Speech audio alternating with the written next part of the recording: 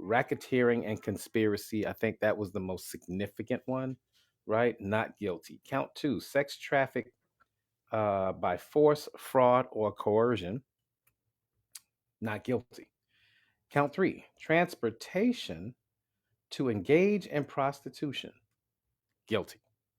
And count four, sex trafficking by force, fraud, or coercion, again, not guilty.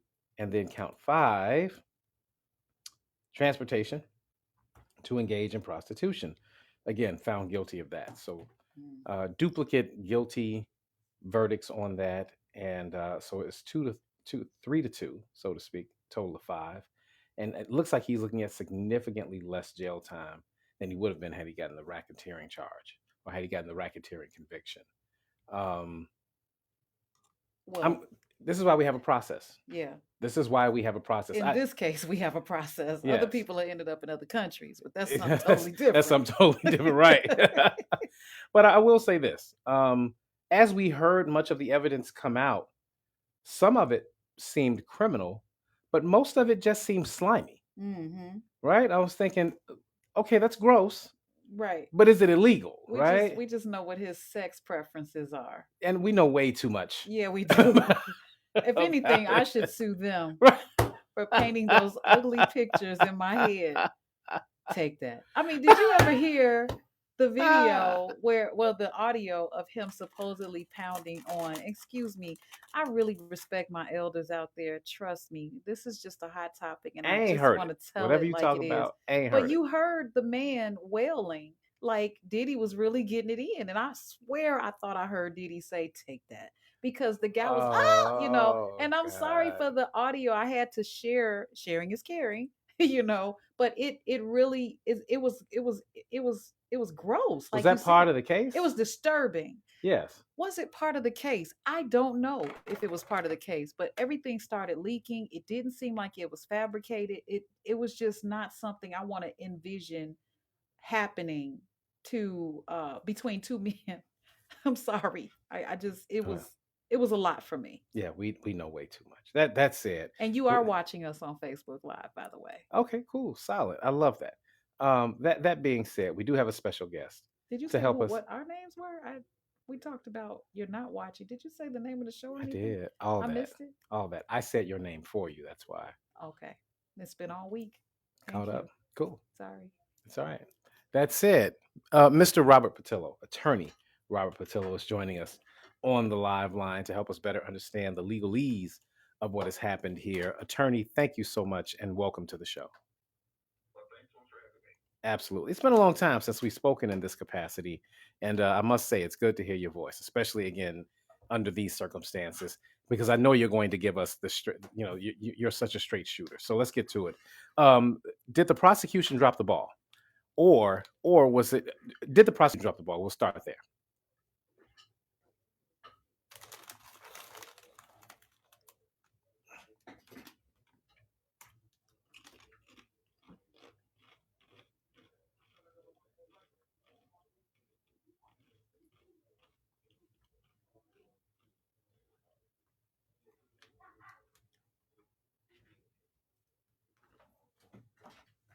Okay, so they botched it.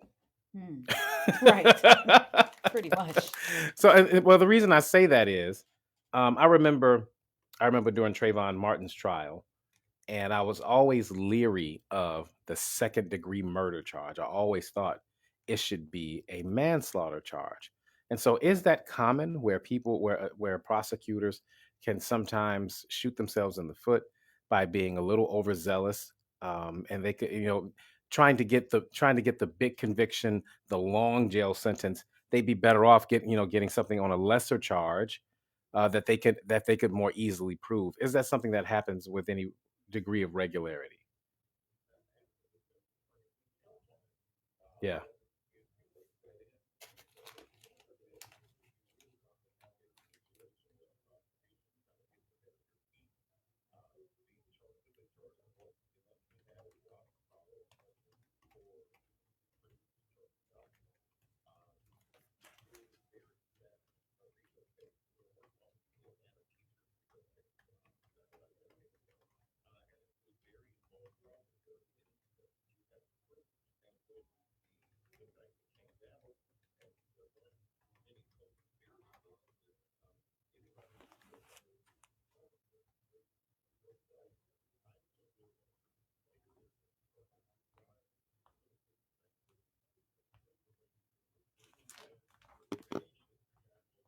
Right, right.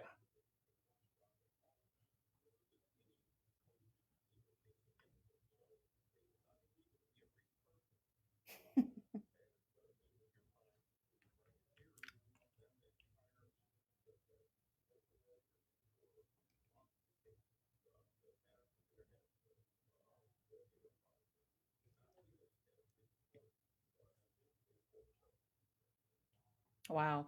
This is it's almost disappointing for some people. But when you look at this from a perspective of an individual that has been through sex trafficking or been a victim of these types of activities, it has to be disheartening for an individual to see someone quote unquote get off. Well, I got to be careful how I say that. And doing it at this magnitude. What are your thoughts on how this sets a precedence on future or possible future cases like this? I can't imagine that they would be like this, but similar.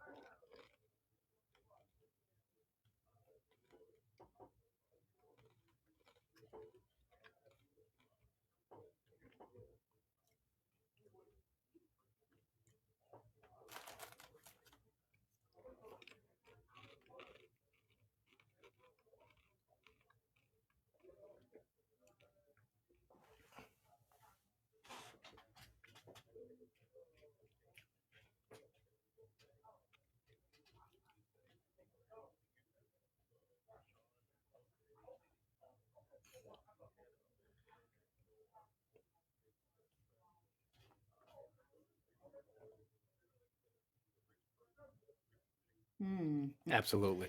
Attorney, sit tight. We're going to take a real quick break for traffic and weather. When we come back, I want to, if you could just give us your legal expertise on what he's facing now as far as sentencing.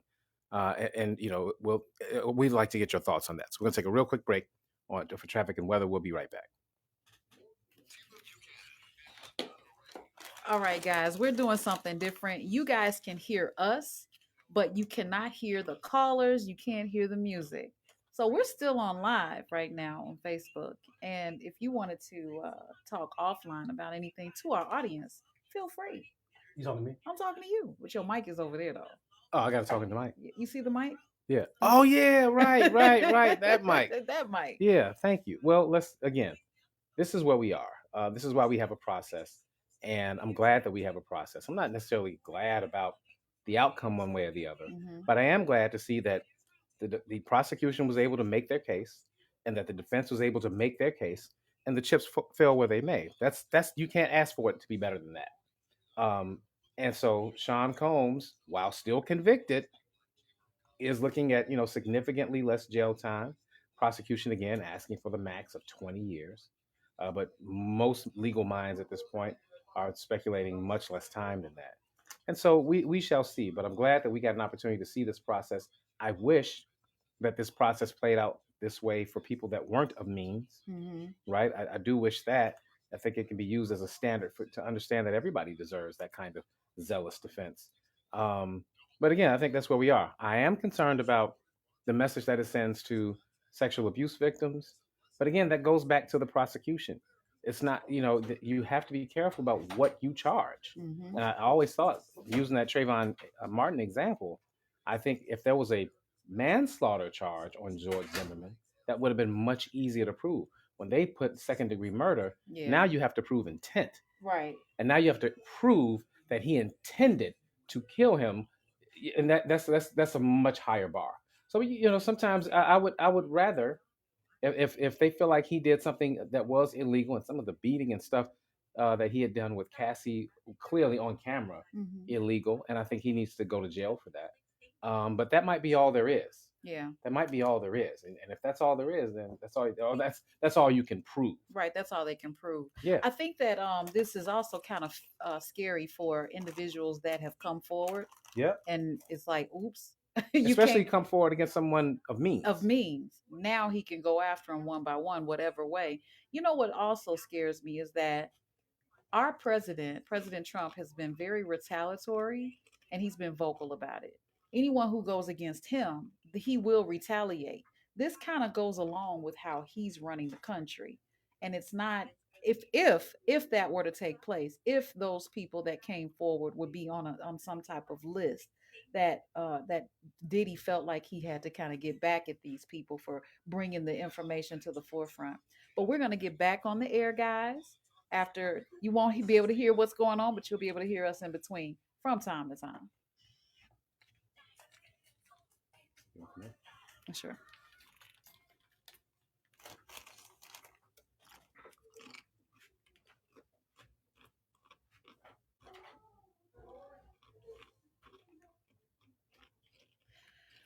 Welcome back to WVON 1690. You're listening to the all new afternoon show with Atiba Buchanan and LaDonna Ray.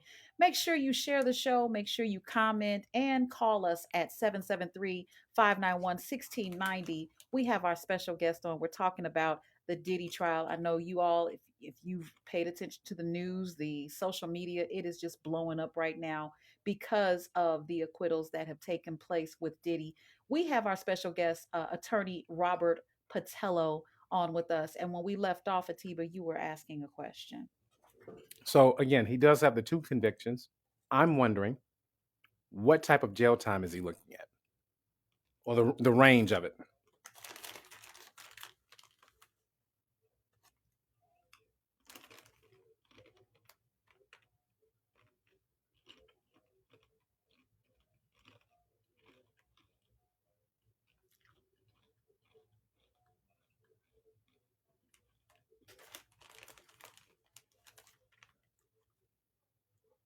Yes.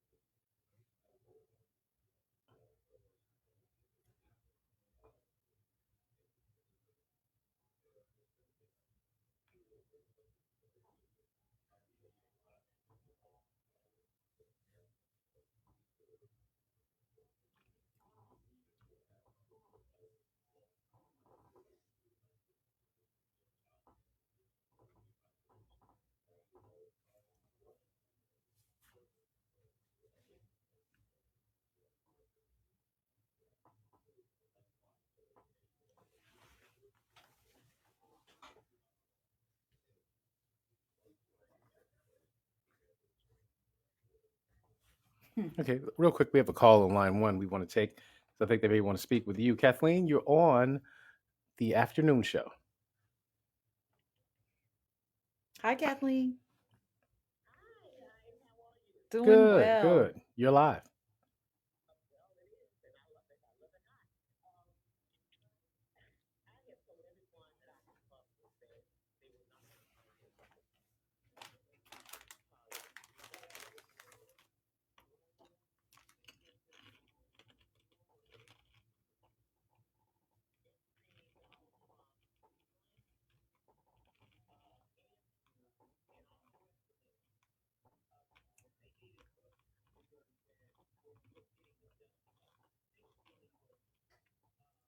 Minors? Yeah.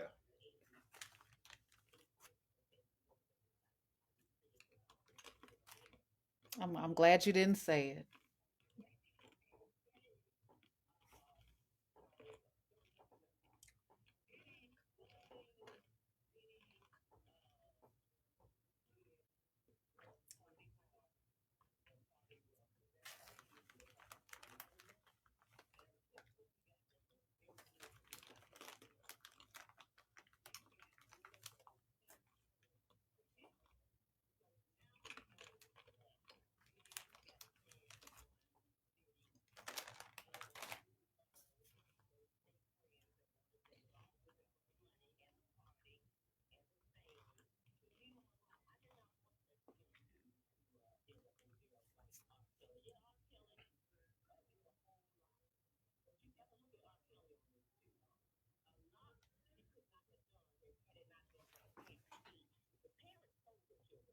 Oh yeah. We got to leave it there, Kathleen. We don't want to Yeah. go too far away from the verdict of today. All right. But yeah, absolutely.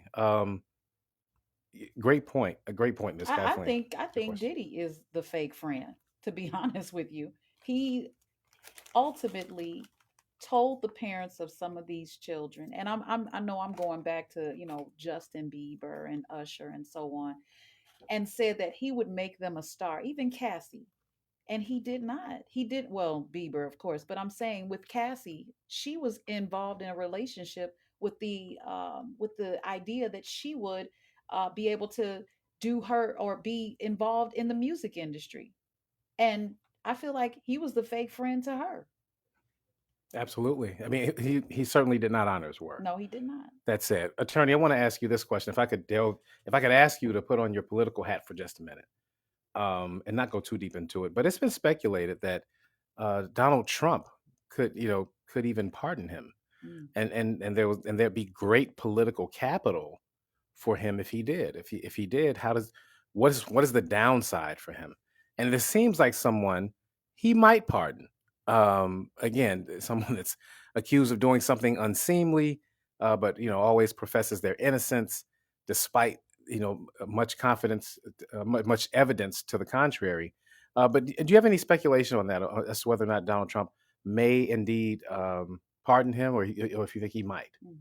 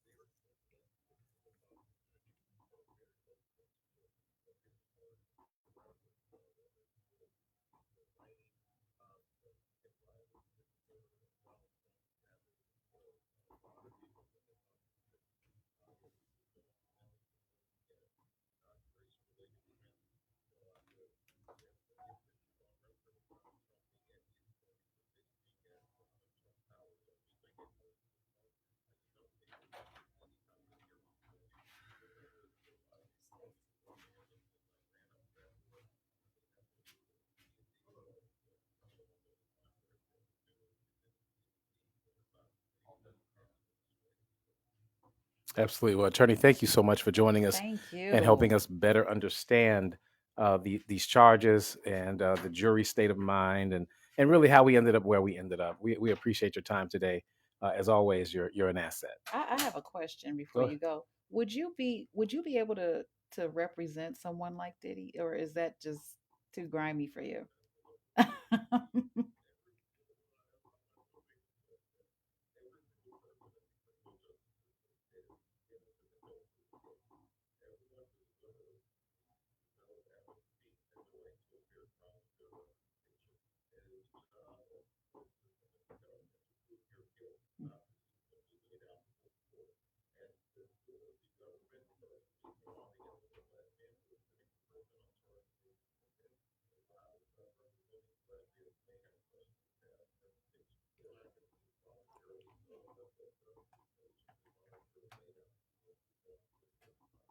All right. Well, there's a final word from attorney Robert Patello. Thank you so much.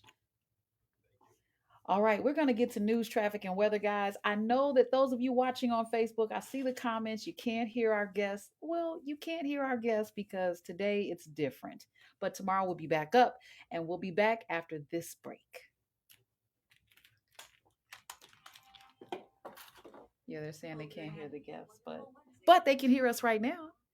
No, I gotta talk to So I'm going to mute this mic, you. guys. Muted.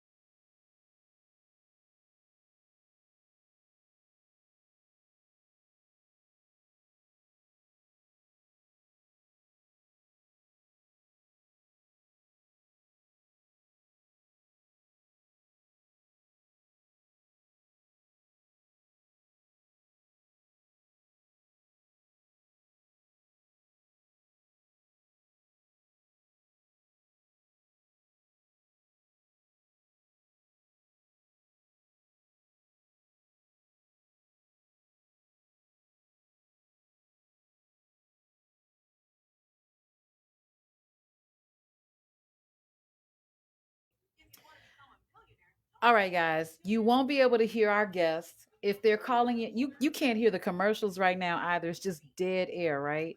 So it's very difficult. So what we're doing is we're swapping out our equipment today. And if you notice, all of our hosts today are not on social media. I think Rufus was on there some kind of way. I think he used his own personal phone.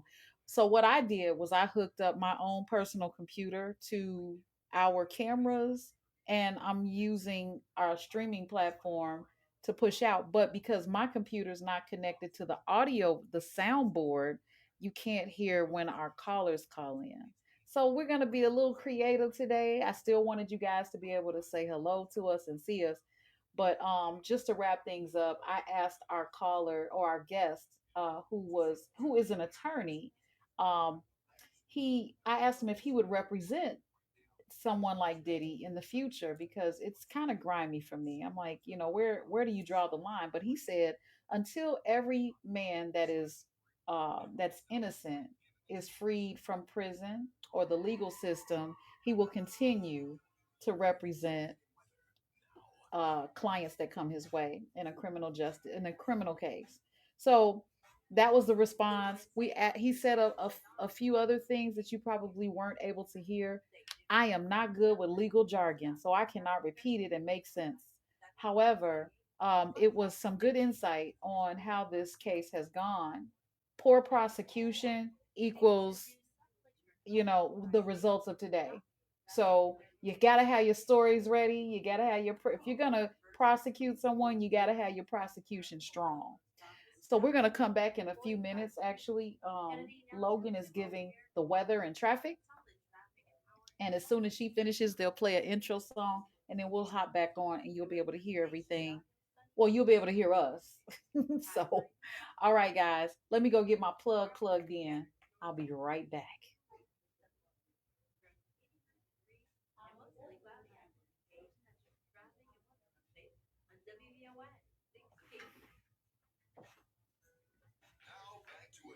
Oh, I don't even have time to get a plug.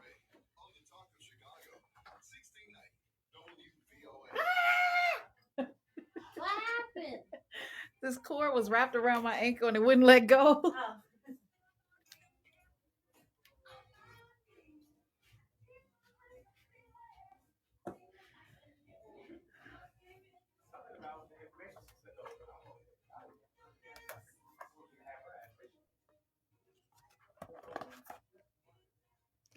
Summer in Chicagoland means days filled with friends, fun, and traffic.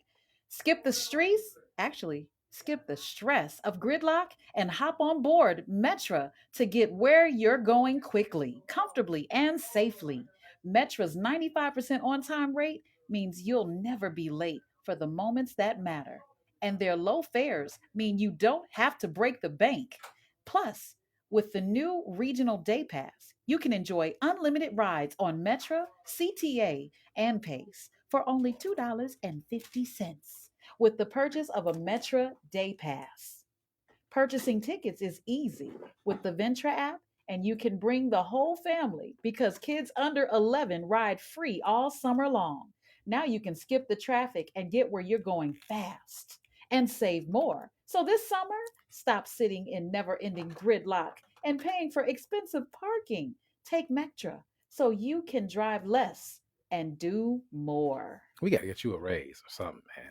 I'll take a raise. Come on, come on. You're listening to Atiba Buchanan and LaDonna Ray on the all new afternoon show. It is 3:38, and we are in the midst and throes of talking about all things Diddy.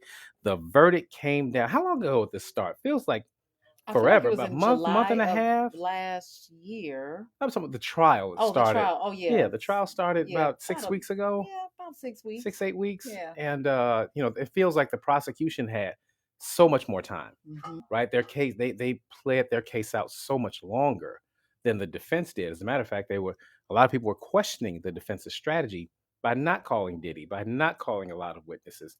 They Hmm. did not do that, and it seems to have played in their favor. Yeah. You know what I wonder? I always wonder, I often wonder if the prosecute, you know how people throw games? Hmm. I wonder if the prosecution threw this. I just have to wonder. But so much money was poured into this to take him down For them to lose? Well, we hear what do we hear about federal cases? Yeah. They win 95% of their cases, right? Right. And that's Everybody, what scares you. yeah. So this is definitely the 5%. Well, Right. I mean, technically though, it probably goes in the win column because they Right. did get a conviction, Ooh. right? Right. It still pads their numbers, but now Right. we know that 95 ain't as locked tight as we thought it was Yeah. before. That being said, I don't think they threw it. I think they thought they were going to win this case in the So court of and public opinion. okay. So by throwing out all these salacious details, Mm-hmm. they thought they were going to be able to sway the jury on morality and not make a legal case. Yes, he sucks as a person, but is it illegal? How do you know? Have you ever sat I'm with a saying based on the information they presented, uh-huh. yes, he does suck as a person, but is it illegal? And this jury was able to say they don't think so. At least not to the point that they could do it beyond all reasonable doubt. Mm-hmm. And that's the other thing. The prosecution has a high bar, which they should have a high bar. And I think they were just overzealous. I think they and They just miscalculated. yeah, they were very confident. They Yeah. knew they were gonna win. Yeah.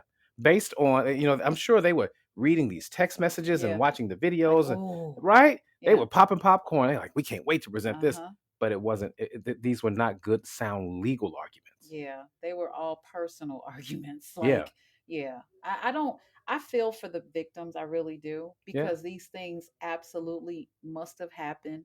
The one thing that really sits with me in my mind and in my heart, I know it sounds like I'm about to pull out the violin. It's Violin Wednesday. Is that you'll never know who those young people would have been had they not been diddied. Mm. You know what I'm saying? Yeah, because he certainly did that to Cassie's career. What would she have been Right. if he actually just released a record Right. over 10 Right. years? Right. Yeah, so again, it's unfortunate, like you said, and I think it does send a chilling effect. But we'll see. I don't want to make too much of it because Okay. people like Harvey Weinstein's in jail. Yeah. He will likely die in jail, Mm. right? So again, I can't, He was already halfway dead, wasn't no, if he got out today, I'm sure that back would straighten up. He'd throw that walker to the side. he? He'll be he'll be Mm. crip walking on his way to the car. Yeah, cripple walking. Right. So, but that being said, sometimes victims are seen, and I think that's the concern is I think these victims are going to feel unseen. I think for the Right. people that brought out their They perspective went and through shared their all of testimony. that. Yeah. So now do they get to file personal cases against him? Yeah, civil, Civil, right? thank you. Yeah, I'm with you. So, the civil case, this is a litigious country. Yeah. So the civil case is always a thing. The question is, will the not guilty verdict begin to sway, and inform whether or not they would get something in a civil case? Because he's going to be able to say, I've already been found not guilty in another court of law. So that I don't But know. he wasn't on trial for drugging people. You know what I'm saying? He Yeah. wasn't on trial for having sex with people, unconsensual sex with people. So those civil cases are not, in my opinion, even Mhm. though I couldn't think of the word civil, I don't think that it's the same thing because those things still did happen against their will. We'll Yeah. never know. And it's a much lower Yeah. bar, Right. right? You Right. just have to prove that somebody is reasonably responsible. Yes. You don't have to prove beyond all reasonable doubt. Right. It may not be criminal, but you Right. still used a lot of baby oil. His trial was almost worth it just for the baby oil jokes. They have been hilarious. Let's get to the. Where's Johnson and Johnson in their I know stocks it, right now? right? Booker T, thanks for calling. You are live.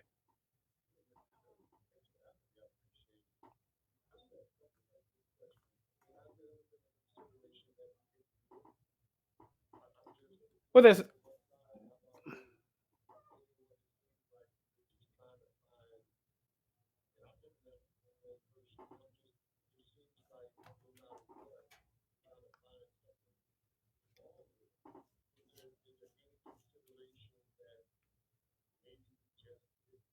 Well, but which it is it? It's so much. Oh man, no.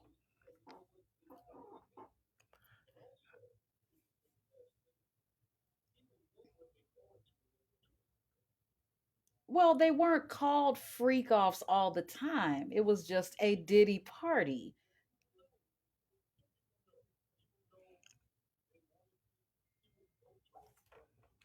I yeah. Have you ever been to one, Booker T?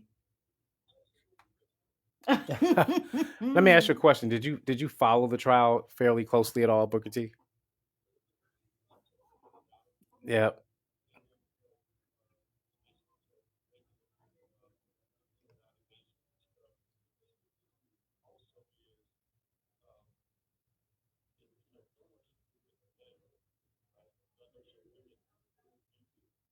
Hmm.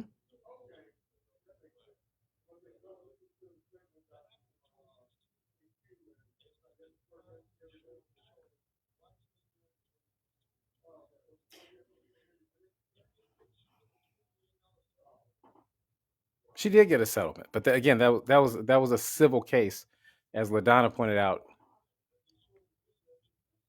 Hmm. So, right, but No, it still solidifies everything that wraps around his character. You know what I'm saying? See,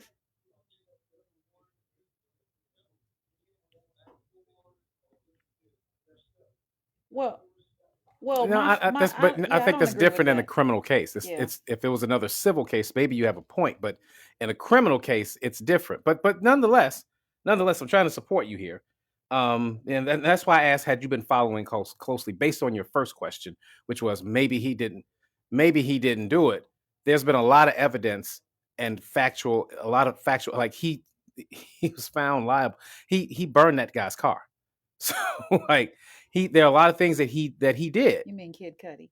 I don't know his name. Kid Cudi. Okay, thank you. But again, all I'm saying is there's tons of it that came out that he did do, but they weren't able to connect all the dots beyond a reasonable doubt based on the charges that were levied. So exactly, but that so let's be honest about this. This isn't about. I mean, this isn't about whether or not he really did it or not. Like there are a lot of cases that we'll never know. There are some. It's in a rape case, most times it's he said versus she said, and we'll never know in those cases if the person actually did it because we weren't there. Well, unless it's a rape kit. There are rape kits. There are rape kits that offer evidence. Many rape kits can be confused with rough sex. Right. That's all I'm saying. But the two people that were in it, they know. They know. We can suspect, but they know. And I don't. So again, I'm with you, bro. It's just that if you watch the case, a lot of things, are kind of irrefutable. They just weren't. They just didn't rise to the level of criminality to the way that the prosecution presented. But sure,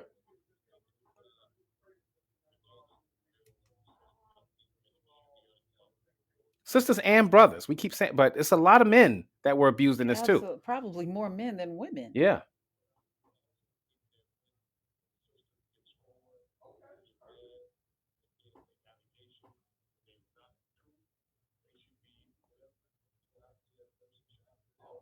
Yeah. Absolutely. Yeah. Right. Thank you. Yeah.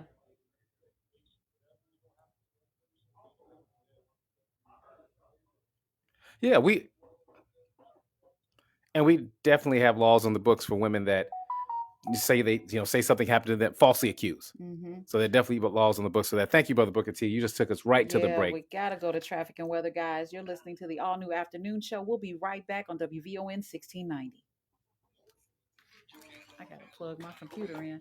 Okay, they can still hear you. So if you want to talk to the camera, let me go ahead and give you a view of your own. Okay, let's do this. One speaker. Boom. And there you are. There I is. Yes, that is you. Let me see. Let me replace the speaker. And there you go. And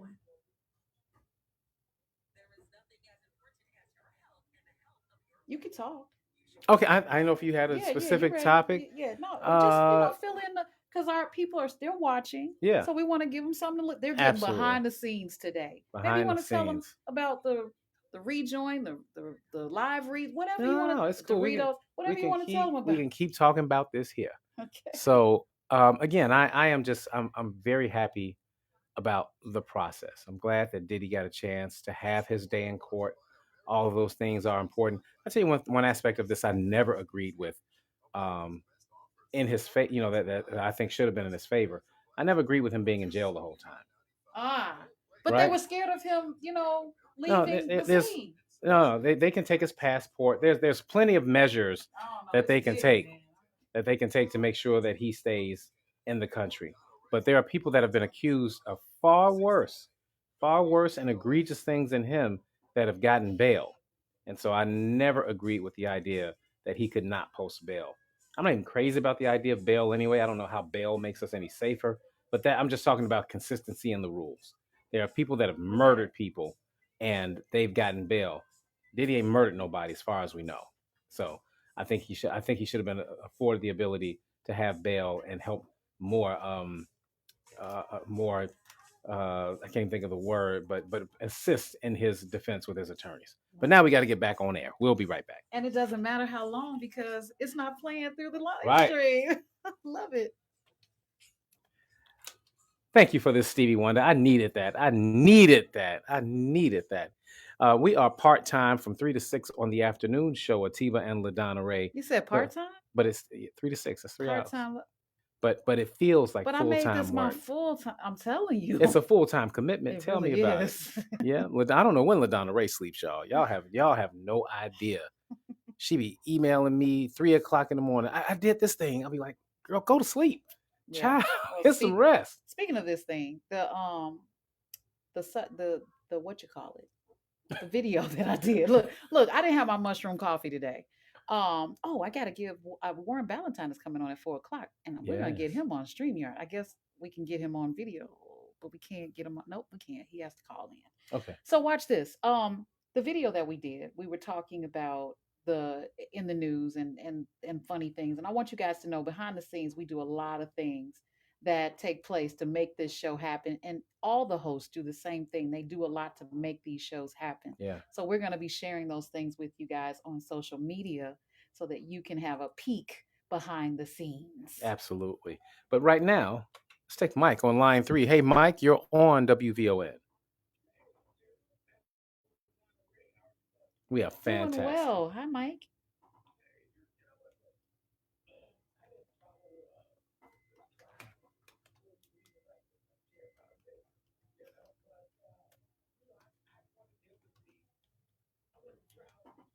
Fair. Absolutely.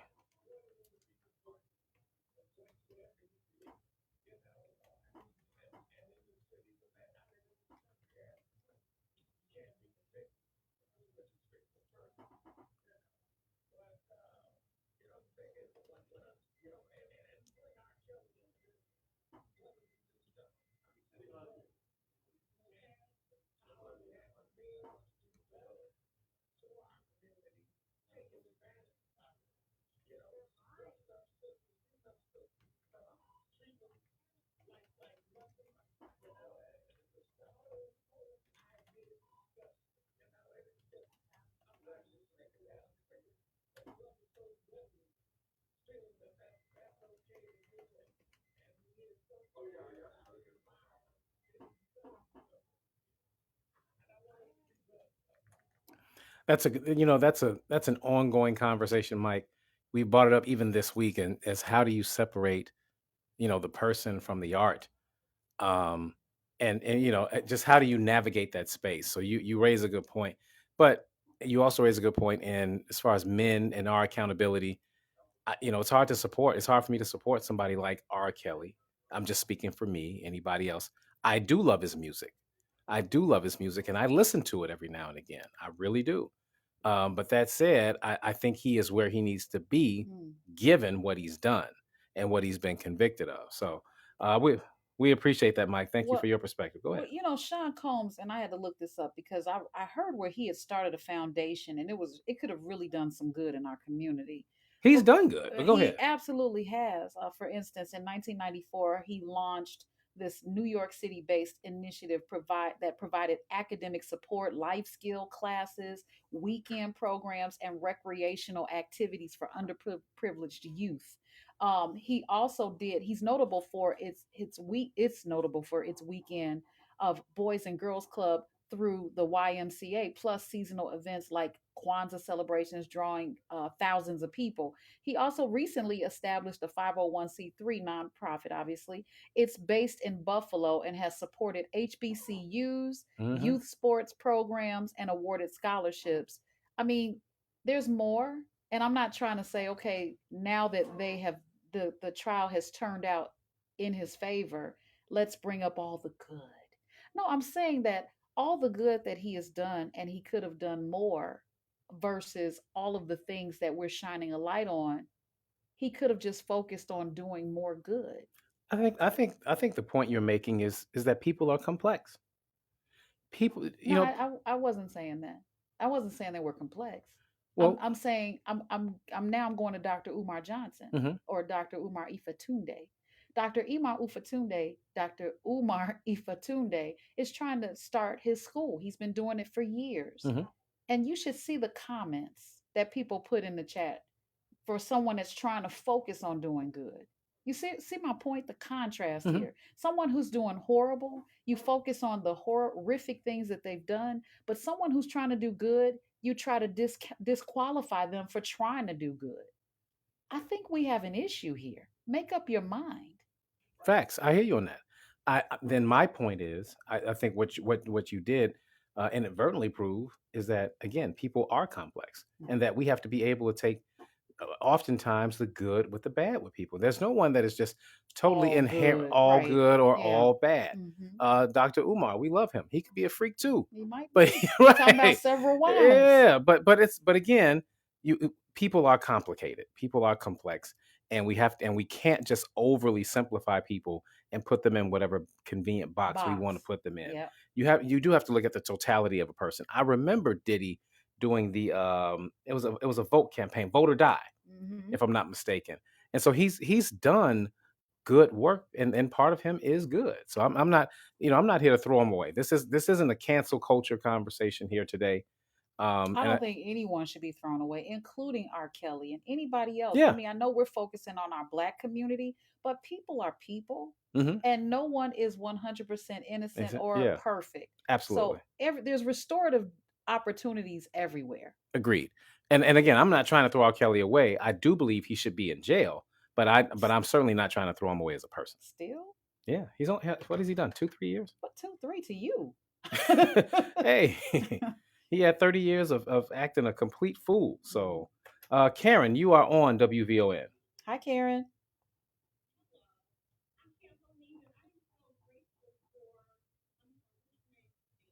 Atiba.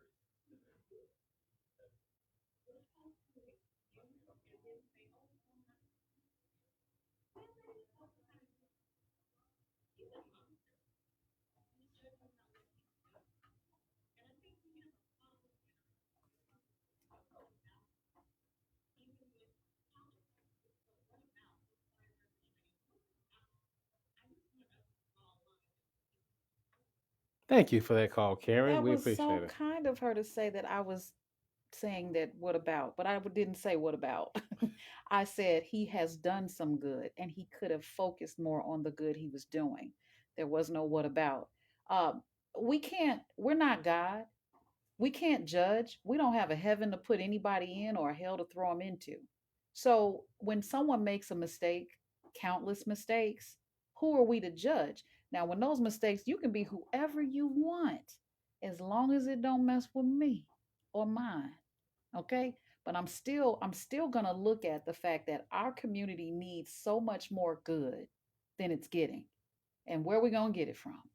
Amen to that. What time is it? Oh, we got time. Let's squeeze in. I'm gonna take Doogie, brother Chris. We gonna take you on the other side because Hey, I know you Dookie. need 3 4 minutes. Doogie, you're on WVON.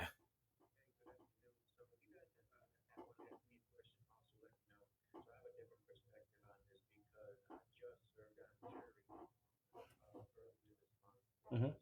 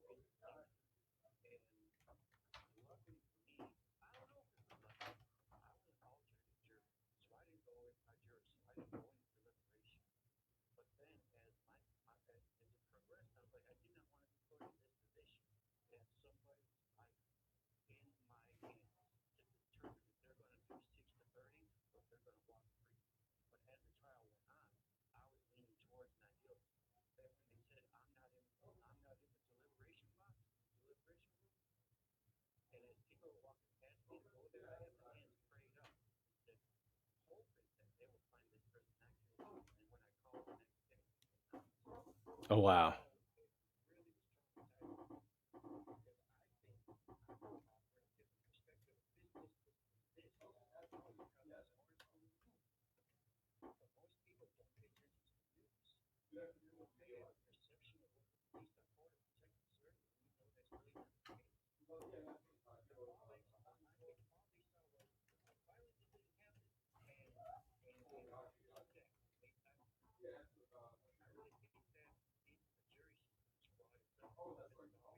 All Yeah. right. Well,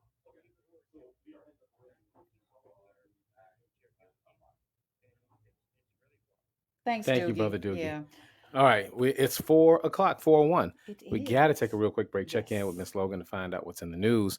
But when we come back, we have a fantastic guest, brother Chris. We ain't forgot about you. We got you, bro. What's our guest name again? Warren Ballantyne. Sit tight. You don't want to miss this. We'll be right back.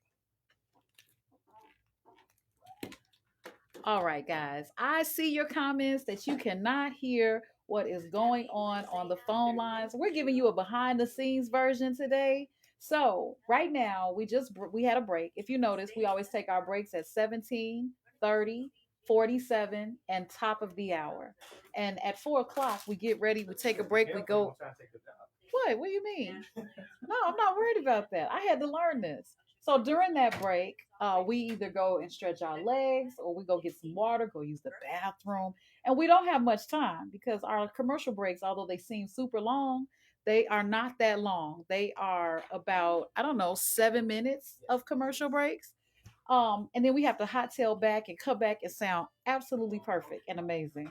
So Atiba is hanging out in the studio without going to his usual downstairs run. I don't know I'm how go- you do it. I'm going over to the other suite, but here we got to take Jonathan Jackson when we come back for just a Okay. few minutes to Uh talk huh. about the big beautiful bill, and Okay. then we can let him go. Oh, check that out. Did y'all hear that? Jonathan Jackson.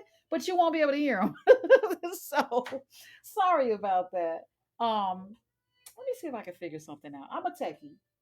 My background is in CIS and marketing. Um, my my passion is communications, so I have a media communications degree. And with that being said, I am always inspired every day when I come here. So we have this studio, WVON Studios, right here in downtown Chicago, and we come in and we prepare, we get our news clips, we look at what's hot, we try to find what's trending, and we also try to find what nobody's talking about, but it would be interesting for our listeners.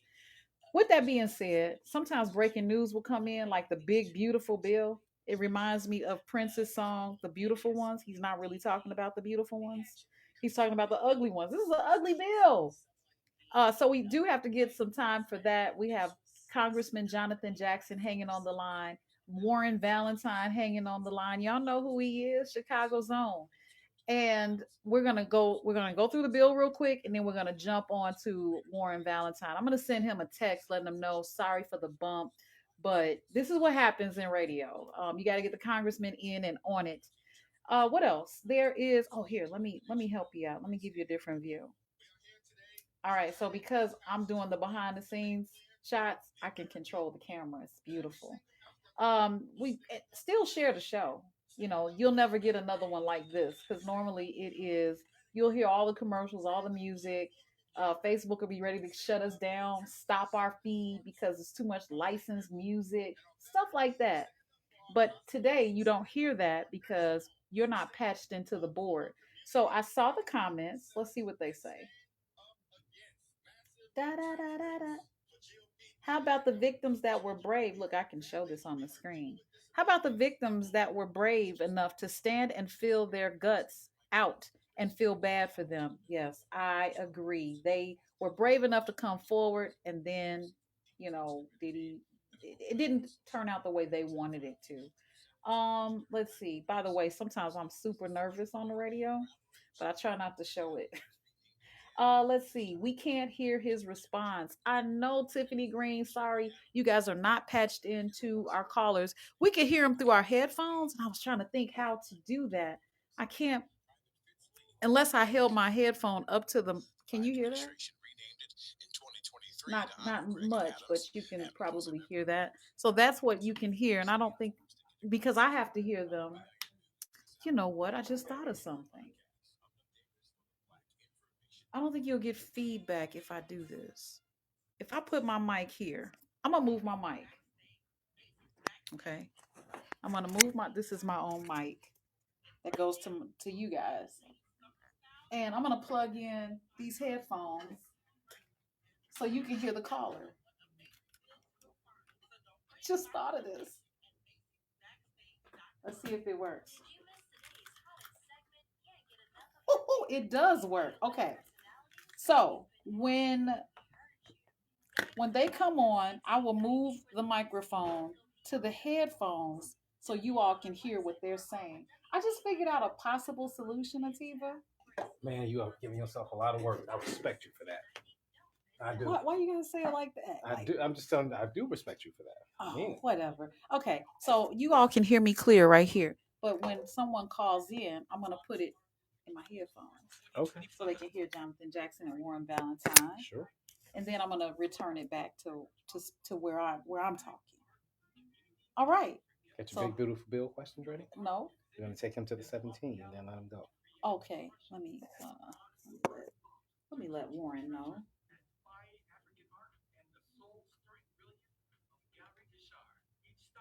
Can you have him call back? It's Force 15. So we're gonna take him to the 17 and we're just gonna do him one segment. Give 10 minutes, Jonathan.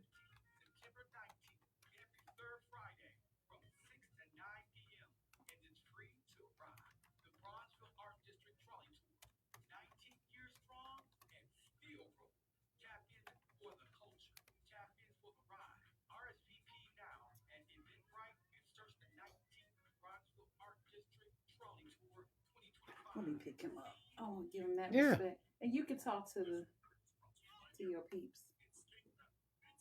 There you go. Camera's all you. Hi. You are listening to Atiba and LaDonna Ray here on the airways of WVON. Huge news day. The Diddy trial came, the verdict came down. The big beautiful bill is this close to being signed. And I've got guests on the live line to talk about both. So this is a day where the news just lays itself out. Excuse me. That said, thank you guys so much for joining us. We're doing our best to keep you informed, hopefully, even get you inspired.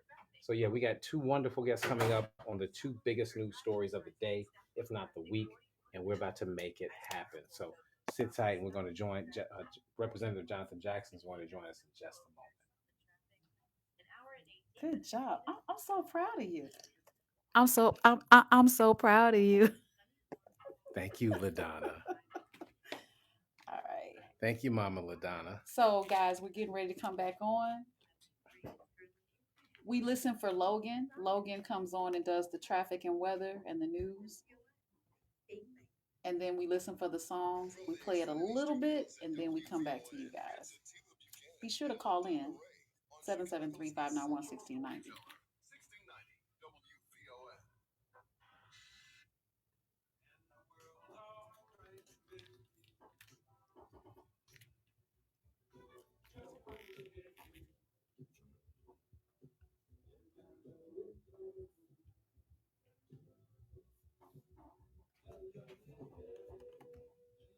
We are back on the all new afternoon show. Atiba Buchanan, LaDonna Ray. It is about 10 after the hour, and we want to transition the conversation just a touch. We're still taking calls on Diddy, 773 but there's so much in the news, and we have to work with folks' schedules as they become available. No more is that true than with our next guest, Representative Jonathan Jackson, our very own Representative Jonathan Jackson of the First District. Good afternoon, good sir. Thank you for joining us. How are you? Doing wonderful. Thank you for having me, Atiba. Keep up the great work, sir. Thank you so much. I mean, this it doesn't get better than this. I mean, the big beautiful bill, as they call it, it went through the House, made amendments, went to the Senate, made more amendments, and now it's back to you guys for yet more amendments. What do we need to know about what the process is in this moment, Representative? Well, what you should know is that most people have not read the bill that they're voting on. It's 847 pages. And amendments are going in.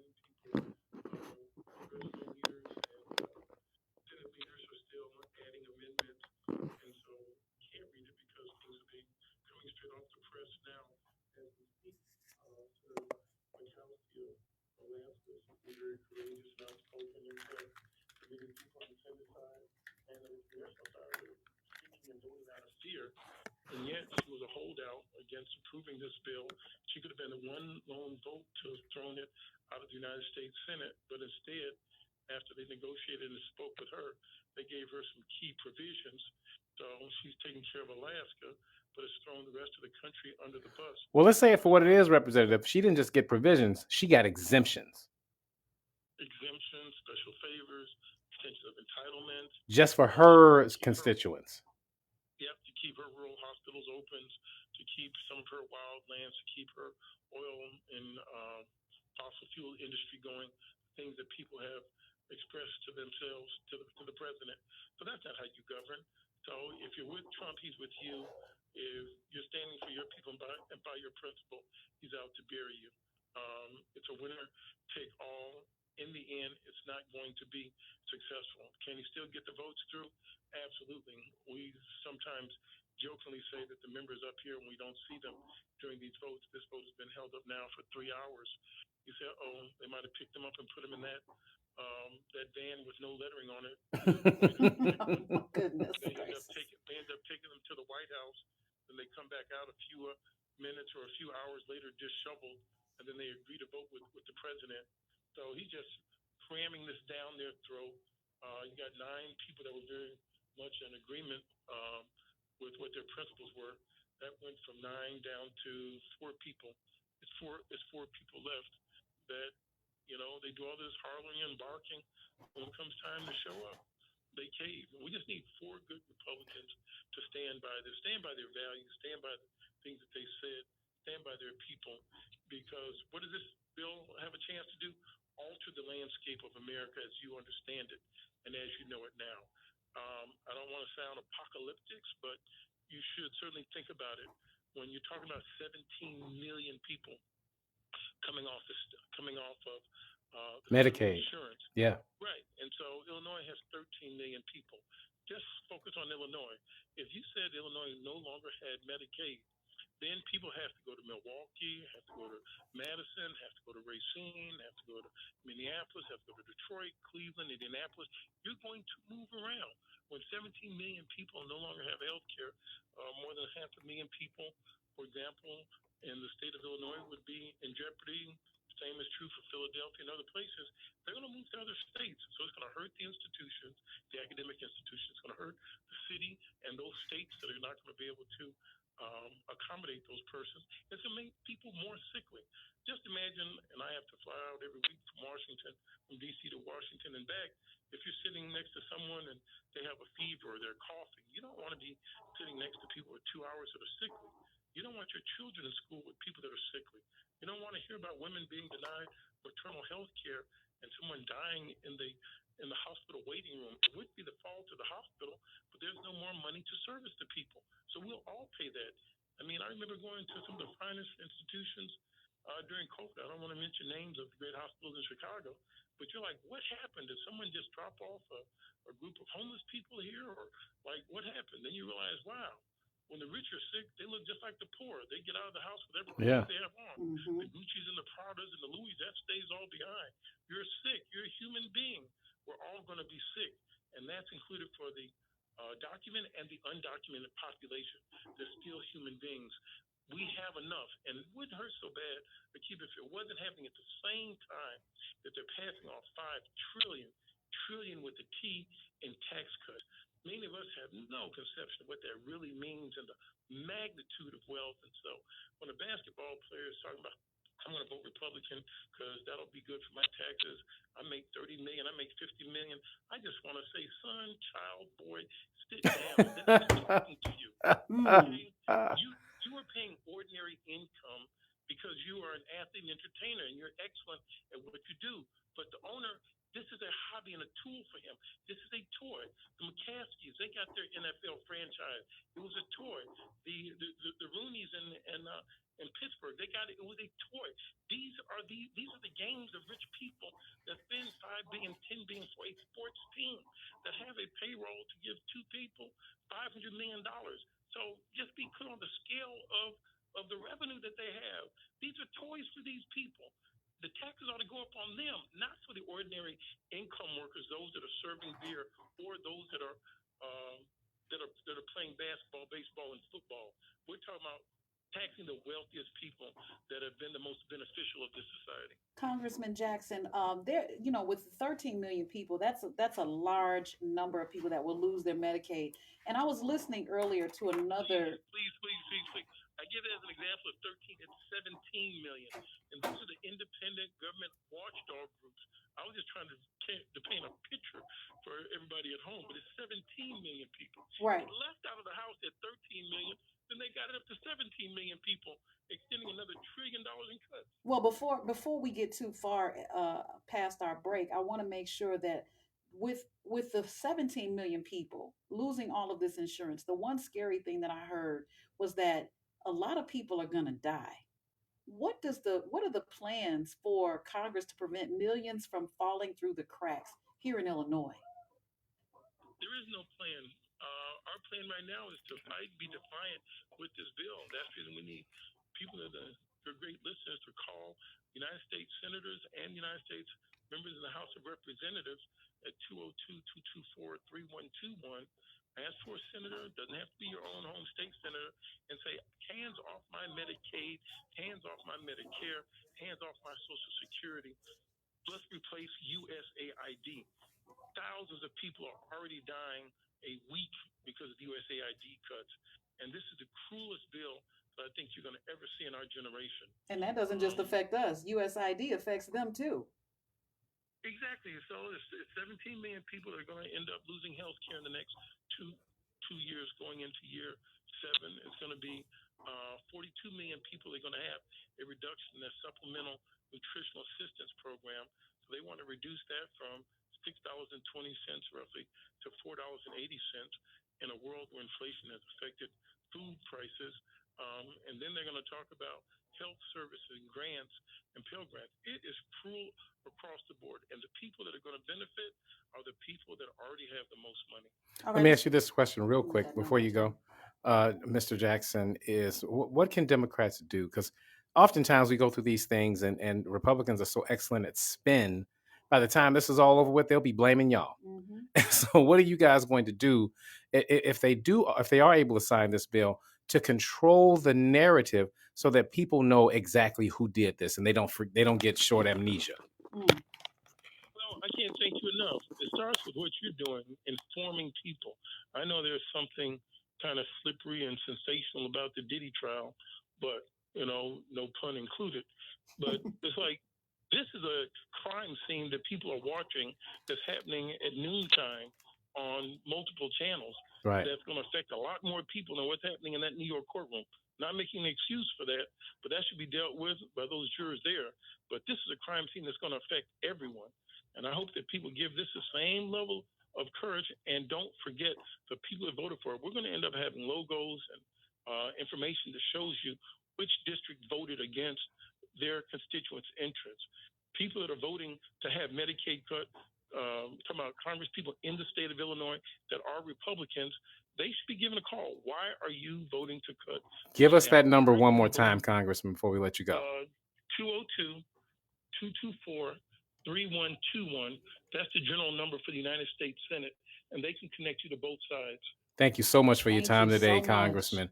I know how busy you are fighting the good fight. We're going to let you get back to it, and you're welcome. If you want to call back tomorrow with an update, you That's feel right. free. It's always a spot for you here on the afternoon show.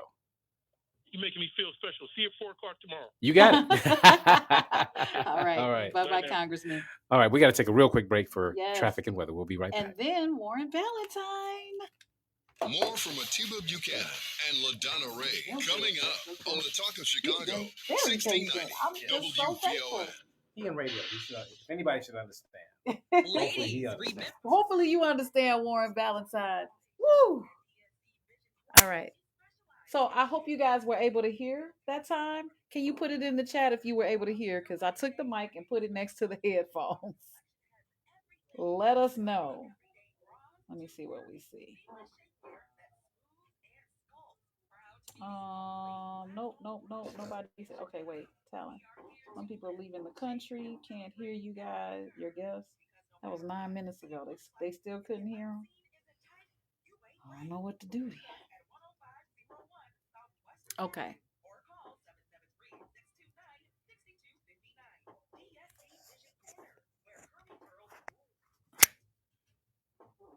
The strong lineup of American music, reggae, and world music, and the expectation of huge music, food, and arts fans. Be in attendance for the 32nd Annual African Caribbean International Festival of Life. First to return the cultural celebration to Washington Park at 51st and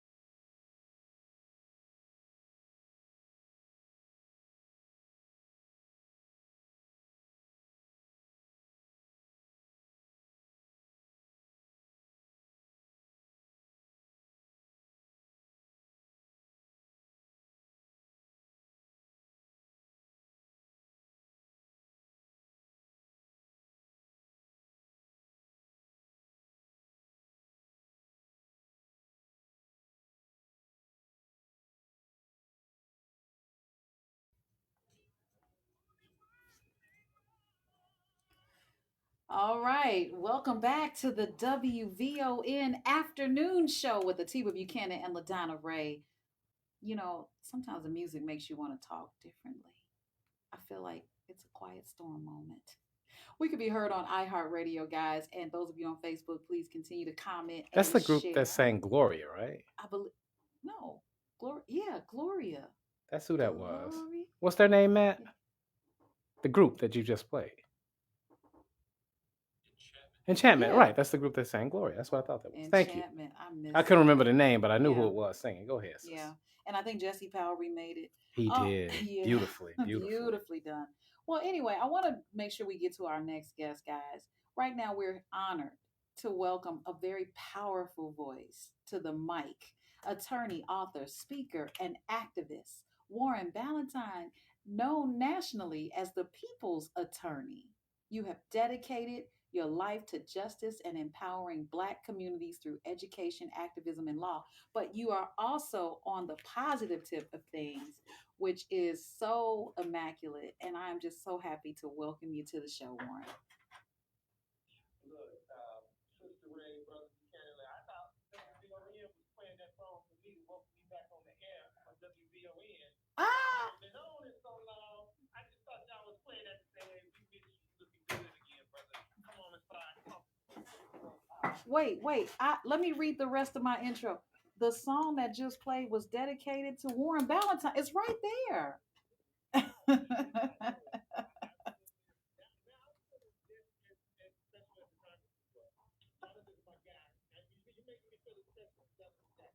Well, that's Yes. it. Now we're doing our job. Yes, we are. Come on.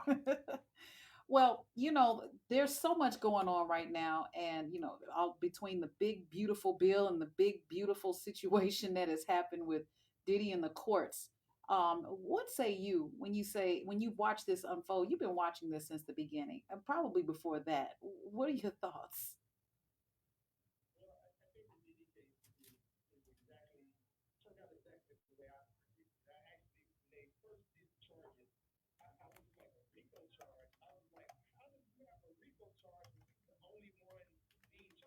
Mhm. Where's the enterprise? Where's that? The sex trafficking.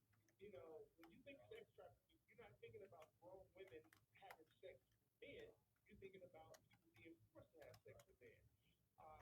So I was like, I don't know how they're going to get to that. And that's just, I think he'll be found guilty of something because the jurors just being human beings. They saw that video in California, and even though he's not charged with domestic violence and statute of limitation has run out over there, people once they saw the video, they assumed he was guilty of everything.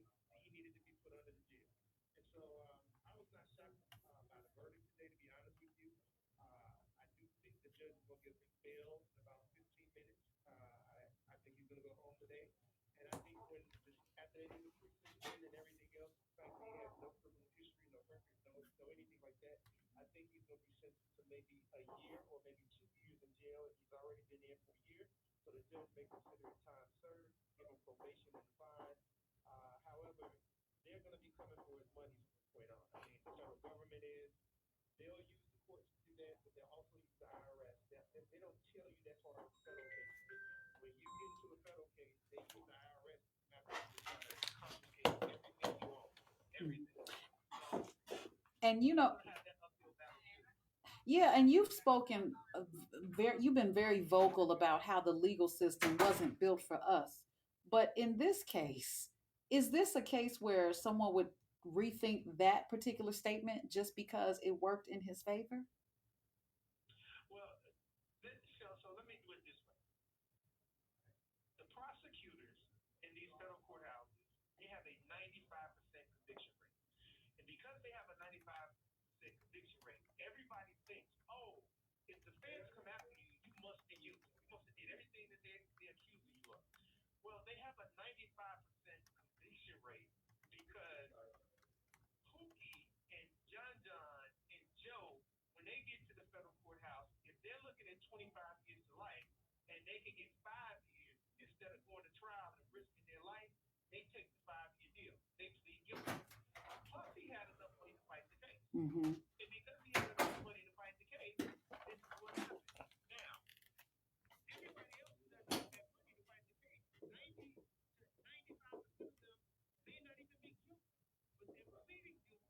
they're being charged with because they don't want to risk being in jail for the rest of their lives. It may have to release them all or anything has to work. And see, the way I see this, prosecutors have something called qualified immunity. That's right. They can charge these cases, and even if they don't have all the evidence against you, it makes no difference. Because if you found guilty, you still go to jail or pay fines or whatever. If you found innocent, then it's just like, hey, there's nothing you can do to me because all I had to do was say the possibility you did this, and I got qualified immunity.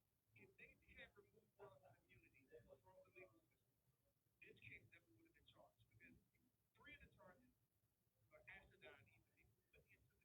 But they put it in there to sensationalize it, and these prosecutors use it to get their apartments and their names in the media. Well, you stepped right on my question, but I'm gonna ask it anyway. You can answer it on the other side.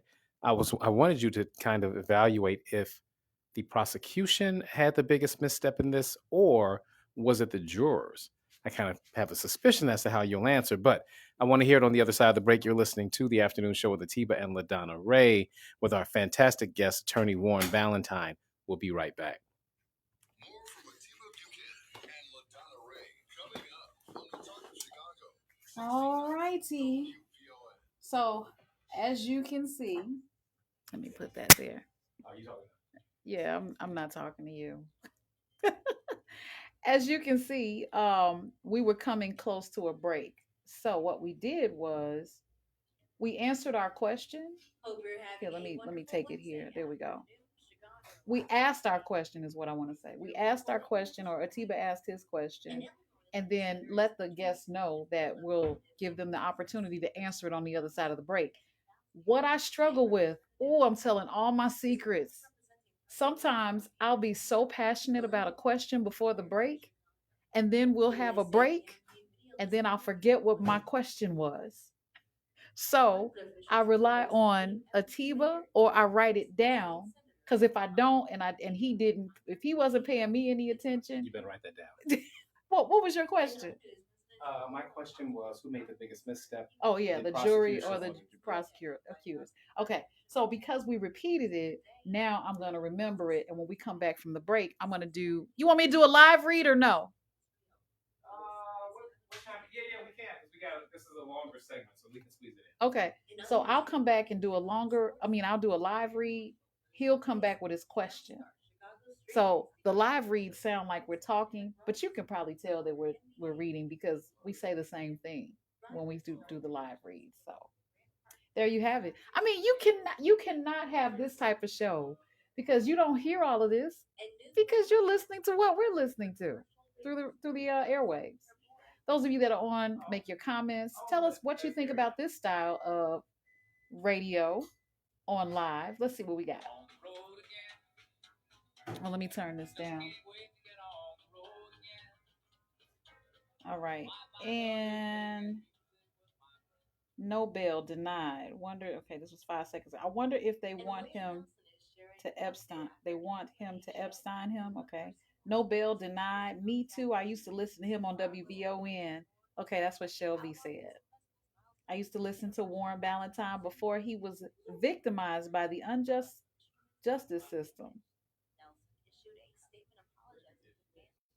Let's take that. Okay, I'm listening to the audio on iHeartRadio. Oh, okay. So you're able to hear everything, Shelby. Shelby's listening on iHeartRadio. We got food? Oh, I shouldn't have said that.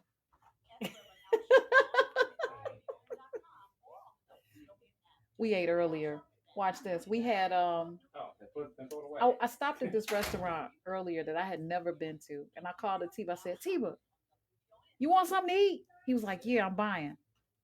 Cool. Love it. So we ate way before the show. And I'm still full. Are you? Yeah. Not you. Not so much. I think it was because I wasn't satisfied. I got some. Oh, why not? It was okay. Yeah. But I was too hungry. That shit tasted like 24 karat gold to me. I was hungry as hell. I got some food in there if you want something. What you got? Some chicken. It's always chicken. It's always chicken. It's always chicken. That's like me. It's always salmon.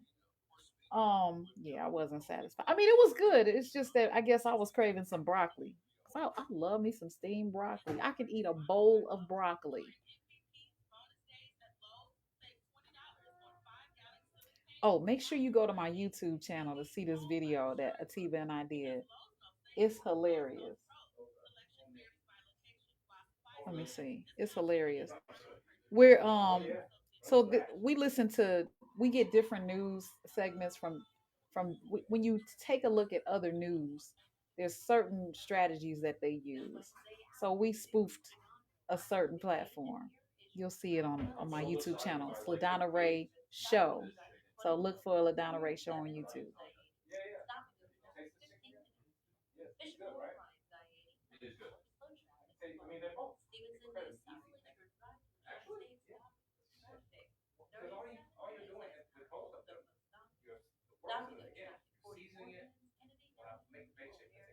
People are still trying to book time on the show.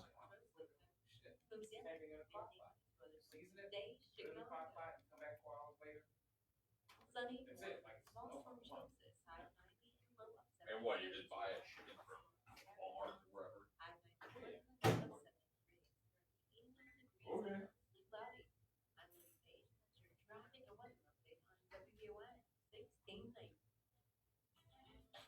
Let me see.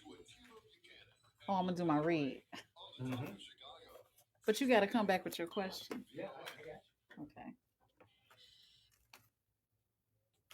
Oh, that one's so sad.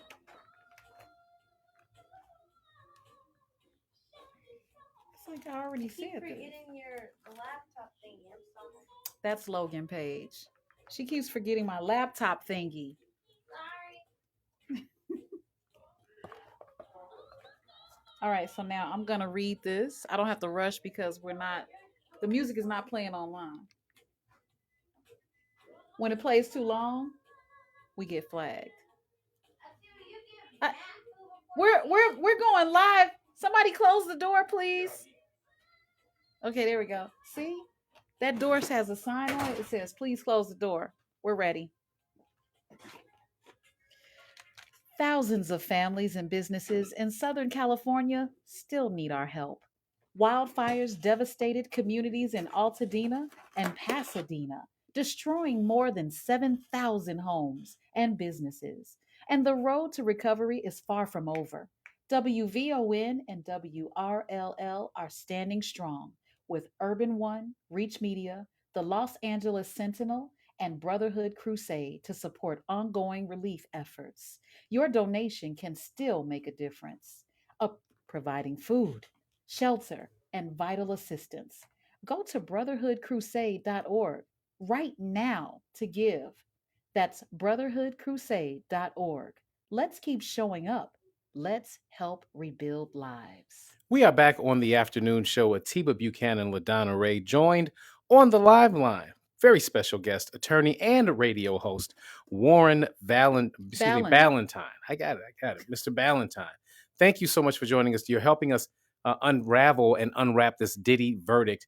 Right before we hit going to break, I was asking you to assess who had the bigger misstep today, if there was one. Would it be the prosecution or would it be the jurors?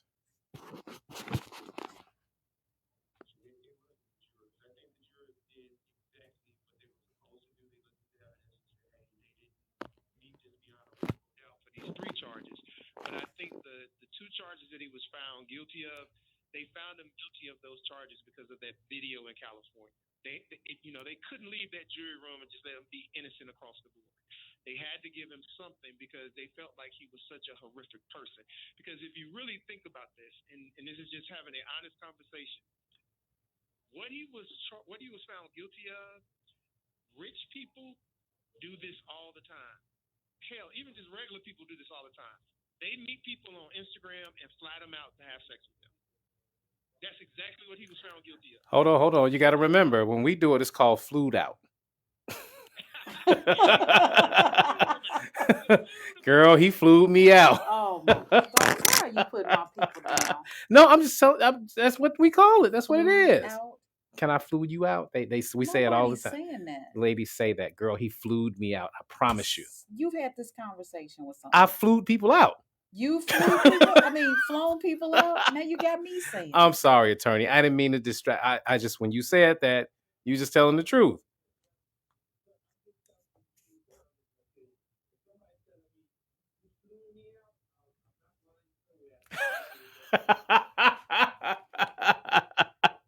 He said I was about to till you said that. Right.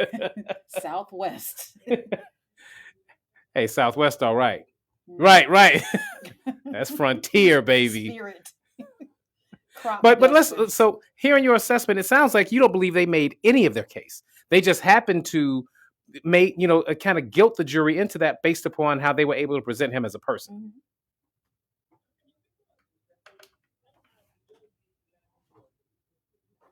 He denied him bail. And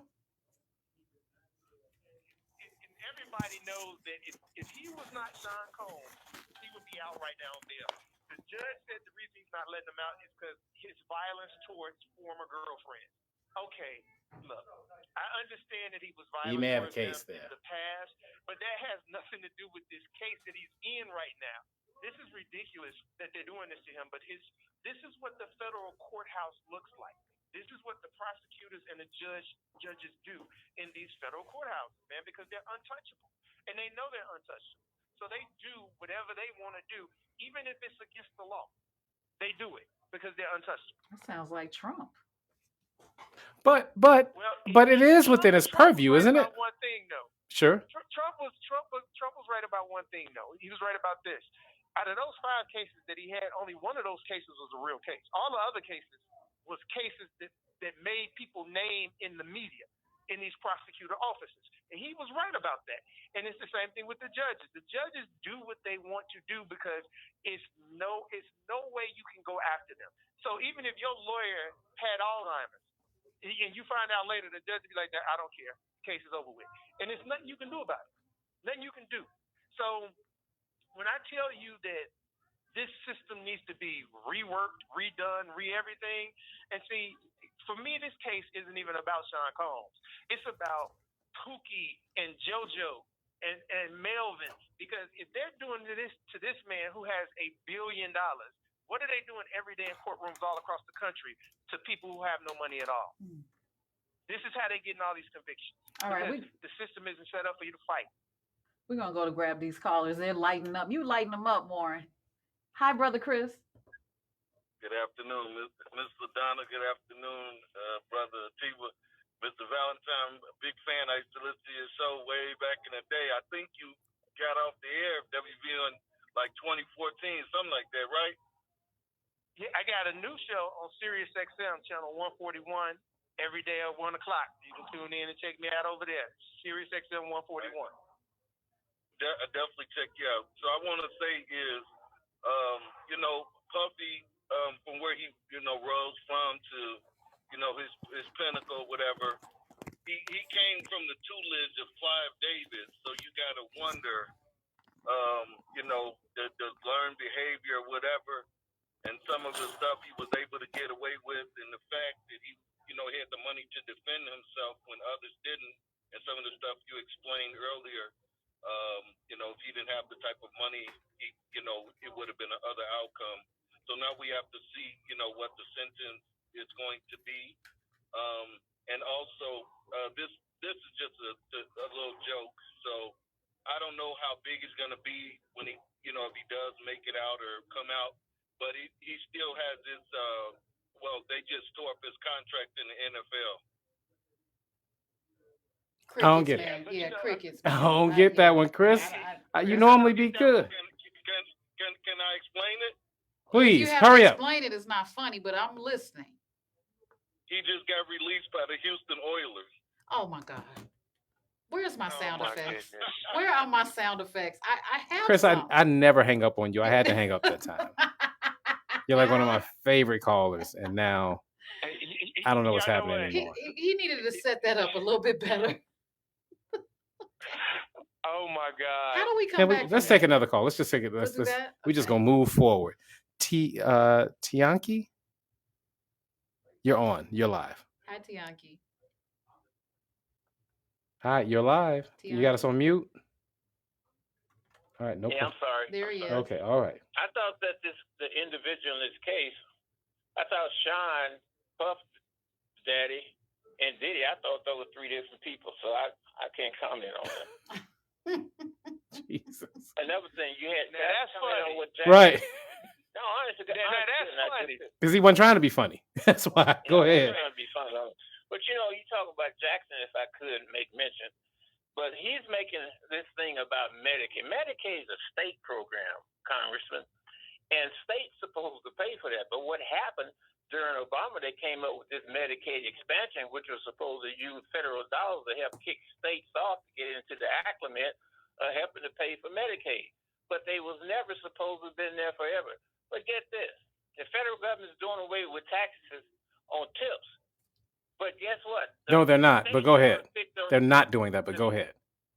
Well, the states is going to pick those tips, the taxes on those tips themselves, if the federal government does do away with tips, taxes on tips.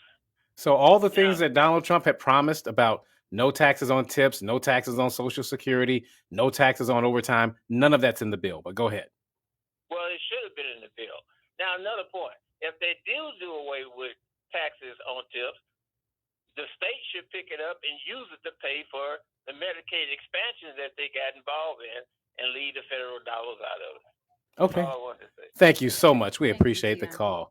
We got. Hey, can I address one thing he just said though about the By Medicare, all means. Medicaid? Yes, please. So let me kind of explain. He's right. This is a state-funded thing. However, it's just like education. Education is state-funded. It's even county-funded if you live in a big city, right? That's right. But the federal government puts money into it to help fund the shortfall of what's not there. And so this thing is big as far as Medicare because and Medicaid because of literally when you get outside of Chicago, if you get outside of New York, if you get outside of Atlanta, you start going into these small rural areas, it's no money there. So that federal money is what subsidizes them to cover it on the state level. That's why it's a big deal. Agreed. And it's also a big deal because 17 million people are going to be left without insurance, many of whom are children. Right? So we got to take a real quick break. Families. Yeah. Real quick break for news, traffic and weather, and back with Warren Ballantyne. He got the phone lines lit up. Yes, we see Keep you, Brother calling. Paul, Robert Jr. And keep calling 773-591-1690. Help us continue the conversation. We'll be right back. More from Atiba Buchanan and LaDonna Ray coming up on the Talk of Chicago, 1690 WPON. No. Change is always happening. We're on, but do you want me to mute the?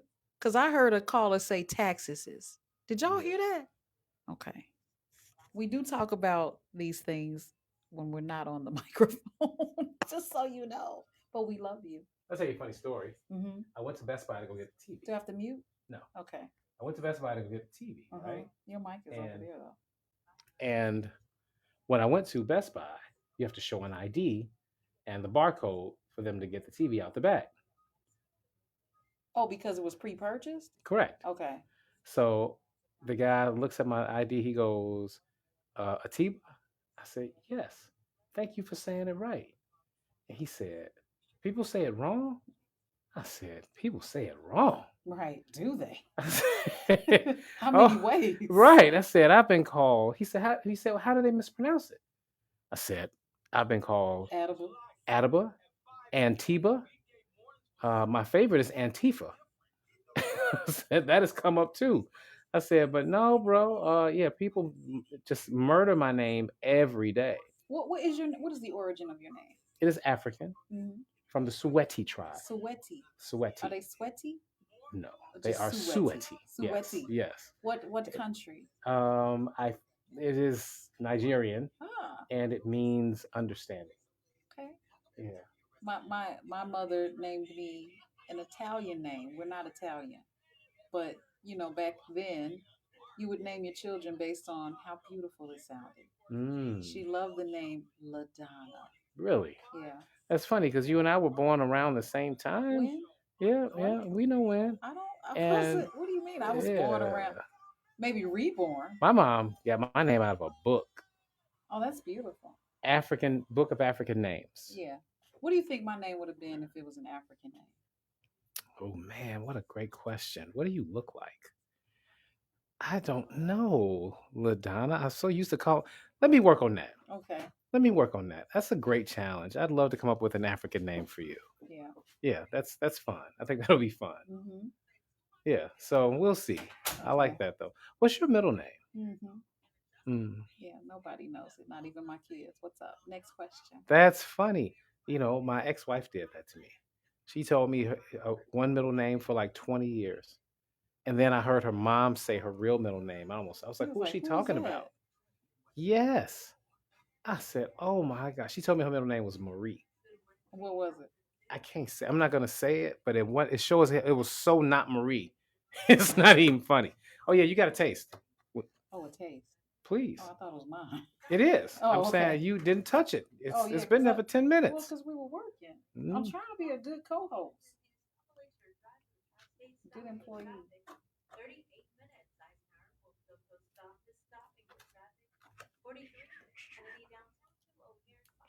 Oh my. Did I hear you say you got this chicken from some store or you made it? I made that. Surviving a Tiva. Man. Mm-hmm. Homemade mashed potatoes. Yeah, that's why they going crazy. Mm-hmm. Mm. Now I'm satisfied. Yeah, right? I got you. Mm. I got you. I was still full, so I didn't want to go to waste. I'm like, I gave Matt some too. I had enough for Man. two. Oh.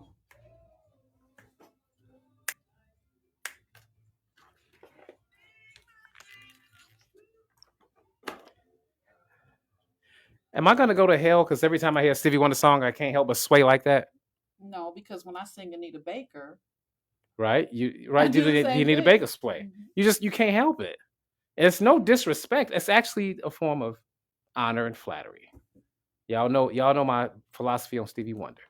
There's Stevie Wonder, and then there's everybody else. Mm. But Stevie sits alone at the top.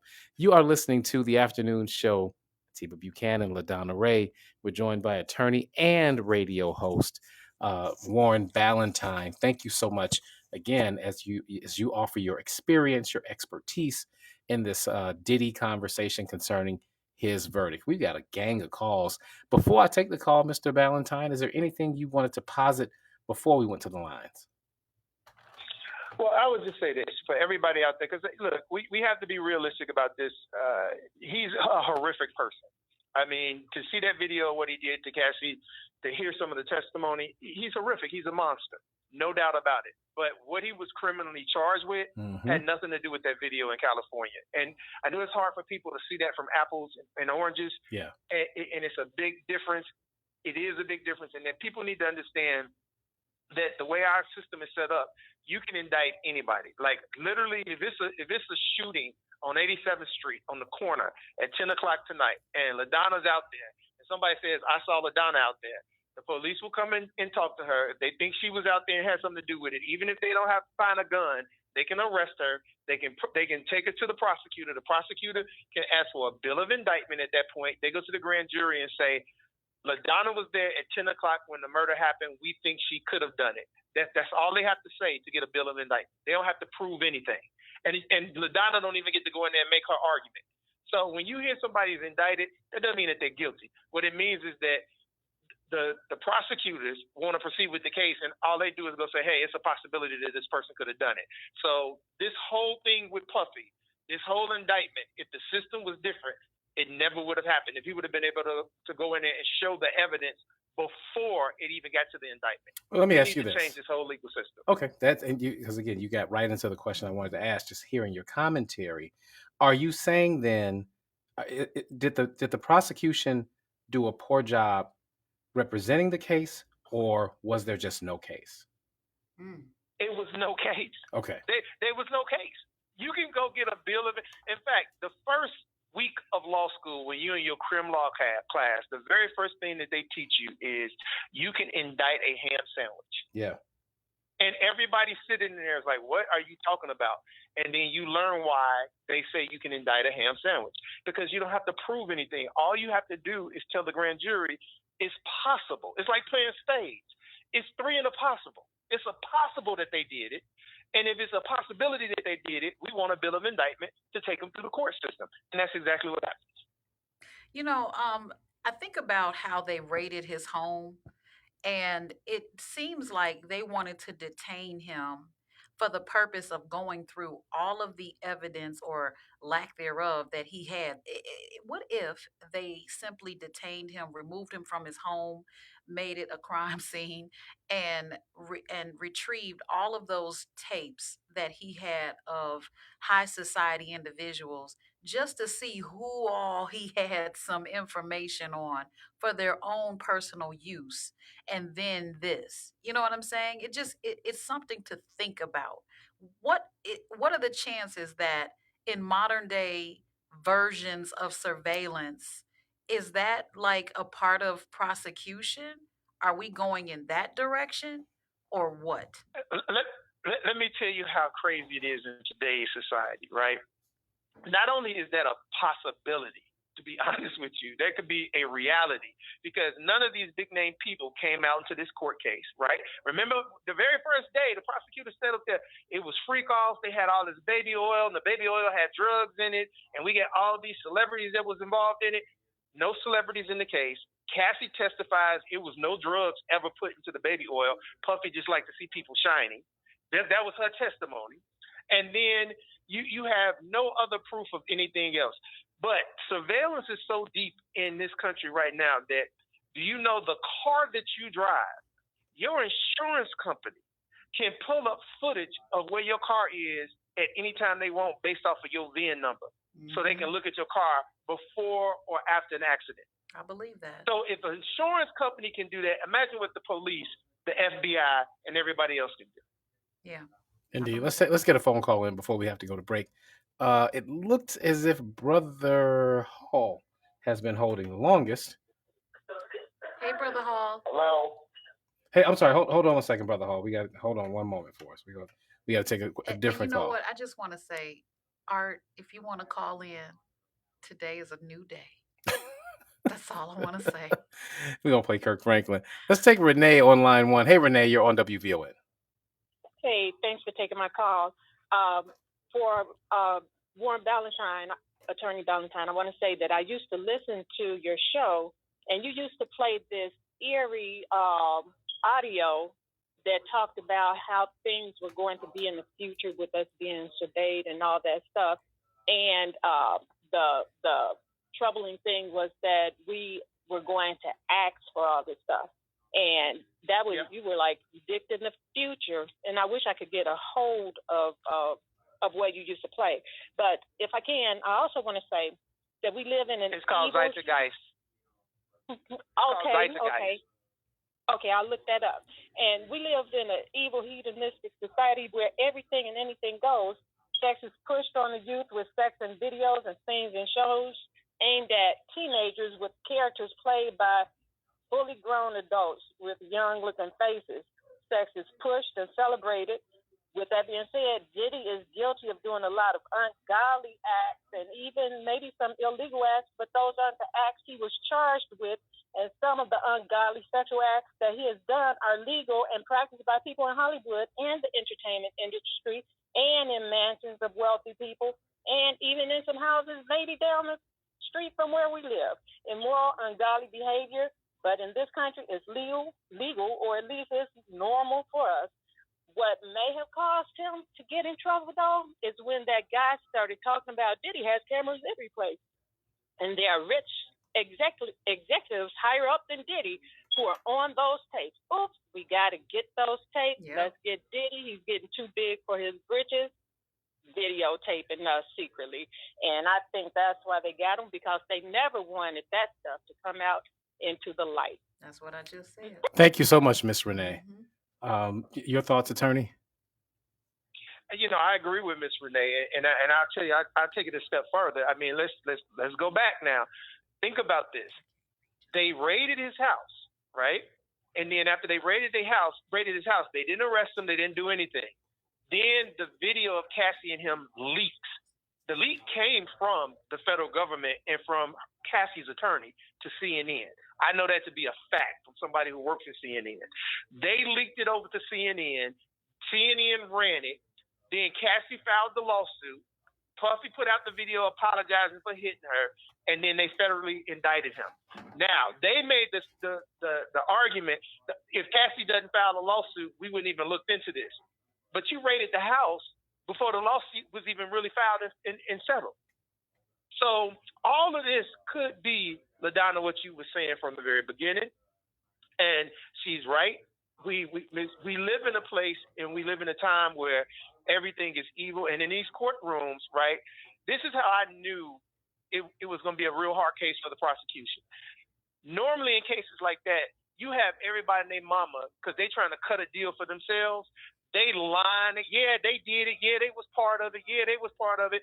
And the way they question them is, on this day and time, you saw Diddy do this, didn't you? And then that's for you to say yes as the witness. Well, their witnesses weren't testifying like that.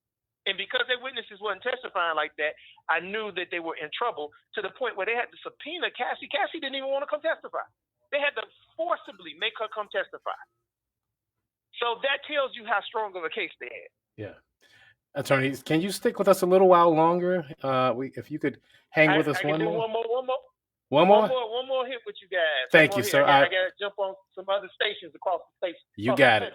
Then let's hit this break on time so we can get you out of here. We'll be right back. Thanks, Warren.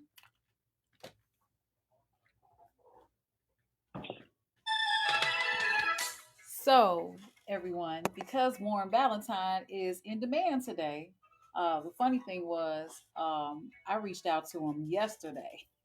This hadn't even happened yet. Yeah. And we had an idea what we were going to talk about. It was going to be more on the surface. Then when this broke, it was like, guess who we already got locked in? Warren Valentine. So it worked out. I'm gonna go ahead and, well, there's not much more behind the scenes I have to share with you guys. Let me go ahead and change my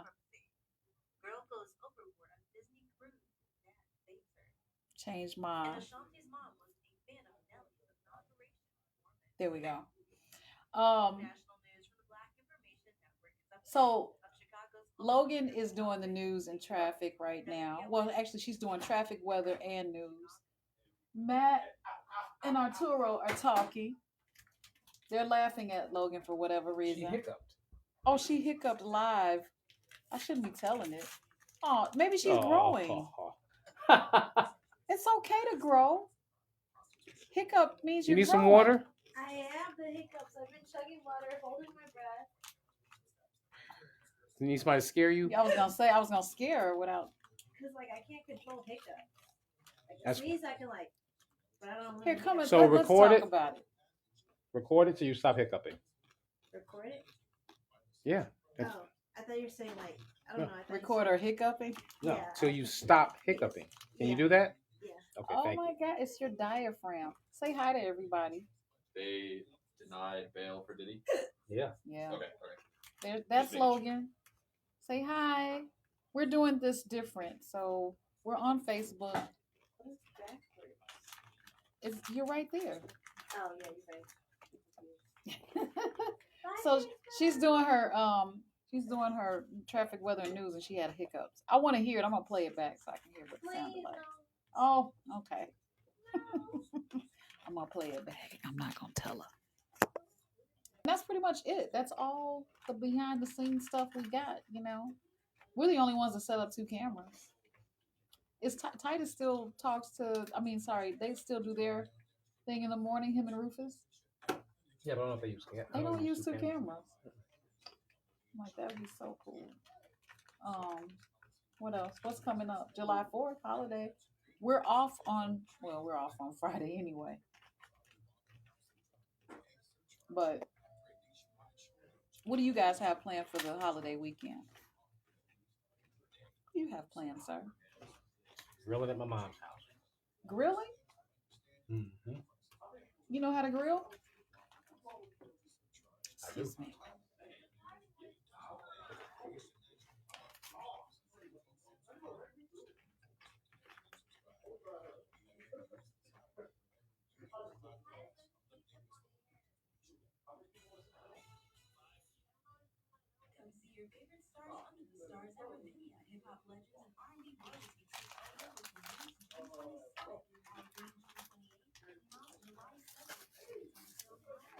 All right, guys, please continue to share the show.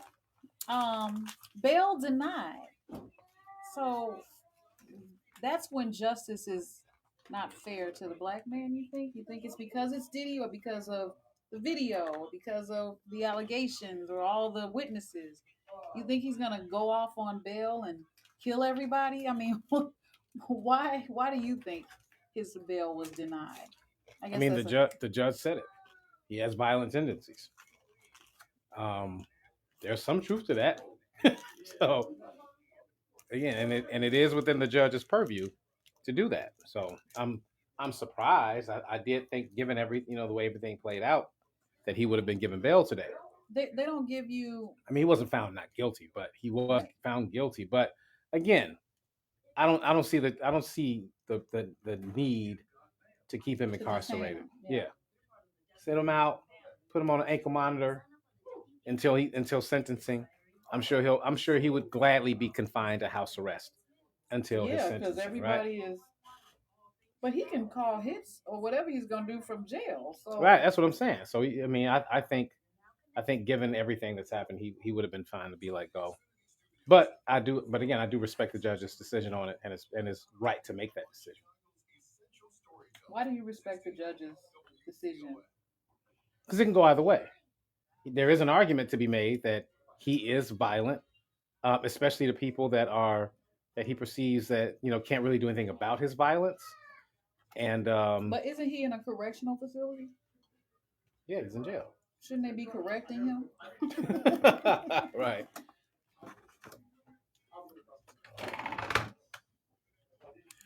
We are back on the afternoon show. Atiba, LaDonna Ray, attorney Warren Ballantyne. We want to make use of the limited time we have with him. So let's wrap up these calls and get his final thoughts. Robert, you are on WVON. Okay, this is Robert. Thank you for taking my call. I'd like to co-sign what Attorney Valentine stated about the judges in these Supreme Courts. You can't touch them. I'm sorry, in the federal courts, because the United Nations published a report on September 28, 2023, pointing out how the police and the judicial system in this country targets the descendants of Africans in this country, and it's deliberate. This is going on. If nothing fits more about uh, transgenerational epigenetic inheritance, the racism that is transcended through generation after generation from slavery on up to this point, we could fit not no better than what we're experiencing today, from the lynchings on through. And when we find ourselves covered with this kind of racism, from the devil's punch bowl, and give me an example, Callie House, who petitioned the government for reparations for the slaves who picked cotton and never received payment for it. And the government conspired with the pension department, the postal department, and the justice department, and convicted her of defrauding the slaves. And she was born a slave herself. And at this point in time, we need to get our people educated so we can understand and then show the government what is going on. They're in the process of eliminating the history of what occurred in this country, especially when Obama signed a bill in 2016 to remove the word Negro from all government documents. And Trump is now, he wants to eliminate that history museum that was just recently established there in Washington, D.C. So thanks for taking my call. This is just something to think about. Yeah, thank you, Mike. I'm sorry, Robert. We appreciate your It's perspective. it's funny he mentioned that because just this morning I was thinking about how they are so targeted on removing Black history and the museum, the Smithsonian. Is it the Smith? What is the name of the museum? Help me out. What's the name of the Black Museum? Oh man, I can't think of the I name know of it you. right now. Okay, I'm the trying to name. fact check what he just said about Right. Obama. I'm Okay, I sorry. got you. Well, the museum that is on the tip of all of our tongues right there. But why and how can they still continue to call the White House the White House? Because we're not pushing for that to even change. There's some pushback we can give as well. That's been my observation in this whole scheme of things. We seem to be ready to uh, remove and not make people feel guilty when it comes to their ancestors and things of that It nature. wasn't the Smithsonian, was it? I see. I don't. No, no, it's the National Museum of African American History and Culture, I believe. Oh, I should I think know that's that. what I it's was just in a called. play. National African American Museum. Is that the name of it? No, Yeah. I thought he. National African American History and American. You got me messing it up. National Museum of African Well, American History and Culture. see, that's why I moved on and just said, you all know what it's called. But, and with that being said, there's just some things that we have to truly pay attention to. You want to grab another caller before Warren is out of here? Yeah, absolutely. Look at my friend. Let's go to Jr. Hey, Okay. Jr. You're on WVON. Hey, how y'all doing today? Hi, JR. Good. Hey, listen, I want to call in because this Diddy case has been having me going for a while now. I've been paying attention to it, when I see it online and things of that nature. But last year I called and I was talking to Celine Wakil about the case when it first happened. And I told Celine that Minister Louis Farrakhan had said years ago, this is back in the 90s, it's on a DVD that he has that's called the Conspiracy Against the Government and the Conspiracy Against Louis Farrakhan. He said in that speech that this is what they do to all of our black entertainers. Now, I am not trying to, cover for Diddy because I think he's a creep. That's what I think, and I don't condone anything that he did. But the charges that they put on him, like Mr. Valentine was just speaking about, they overcharged him, and if Diddy didn't have the money, Diddy would have been locked up for life. Okay. And all the stuff that he did would have been just like it would have been like nothing. Like another one of our entertainers are gone, famous entertainers are gone. And all I'm saying is that this is what the government does, and everything that happened prior to this case. And what I mean by that is the liquor business that was going on with him, that the fight that he was having with these people about his liquor company that he won. And I believe that that's why they came after him with all of the force of the government. Mike. That's what I think that they did. And this is the stuff that I was trying to say. And I had the lady named Pam call in and all in their feelings. And this is what I'm talking about with black folks. We need to get out of our feelings and we need to start seeing the bigger picture, like Mr. Valentine was just speaking about. We need to get out of our bigger feelings and then pay attention to what's really going on. They targeted him. Okay? Now, he needs to be locked up for domestic violence, abuse, and things of that nature. He needs to be locked up for that. But when they try to charge him for RICO to send him to jail for the rest of his life, this is a sign for us to recognize and see what they really was trying to do. Gotta leave it there, JR. Thank you so much for the call. We want to clear these calls before we get going. Art, you're on WVON. Hi, Art. What's going on, young people? How are you? Hey, Doing good well. afternoon, sir. Good, and to you, young lady. Let's say this. P. Diddy got on TV and said he didn't touch that woman. Boldface lied after beating that woman in public. So you can imagine what he was doing to her behind closed doors. I find it amazing that people, women and men, and black people specifically, call in. If that was your daughter being manipulated, even if she was foolish, no man wants to see his daughter, even if she's out of her mind, being manipulated by somebody and being abused. She was mentally and physically abused. And for us to justify that, the brother was correct that they made an overcharge, all that. But they wouldn't have did it in the community courts because ain't no money in it for them. So, or James can run around all day abusing black women and doing all the foolishness we do. What they gonna come after you for? You doing it to yourself, you in your community, in your own community, and you ain't causing no harm but to yourself and your community. He was in white folks' community, and because they let him in, he got overzealous, and he had people who had money and influence, and they wanted to get all that information from him and make him pay because of that. That's the decision he made. He wanted to party with. They said you cannot serve two masters at the same time. But my disappointment with black people, we always want to tie in our racial and racism and all this stuff. And then Donald Trump told you that the system was corrupted. When he said it, they went after him. So was that racist when they went after him? He was a white man with billions of dollars. So we got to first separate issue. I think we talk about apples and oranges all the time, and we really just don't focus on the real issue. He was a black man that was successful. Besides using his success to build black communities and build families, he got into degenerate behavior. He got caught up. He was playing with the devil. The devil said, "Guess what? Time to play the cards to be the boss." That's what it is. Let's stop mixing this stuff up. I leave you with that. I end with and what now? Focus on black family. Thank you, Brother Art. Marguerite, you're the last call for this segment. Oh man, I definitely want to. I'll give you a second. Let me clear Marguerite real quick. Go ahead, Marguerite. You got 1 minute. Thank you for taking my call. Attorney Valentine, welcome back. Reverend Otis Moss III, Senior Pastor at Trinity United Church of Christ, is asking that everybody pay $25 for that National Museum in Washington, D.C. to keep it open. Yes, Sister Donna Ray, it is part of the Smithsonian Museum. Yeah. The museum is part of the Smithsonian, but this one was built in particular for Black history to keep it alive.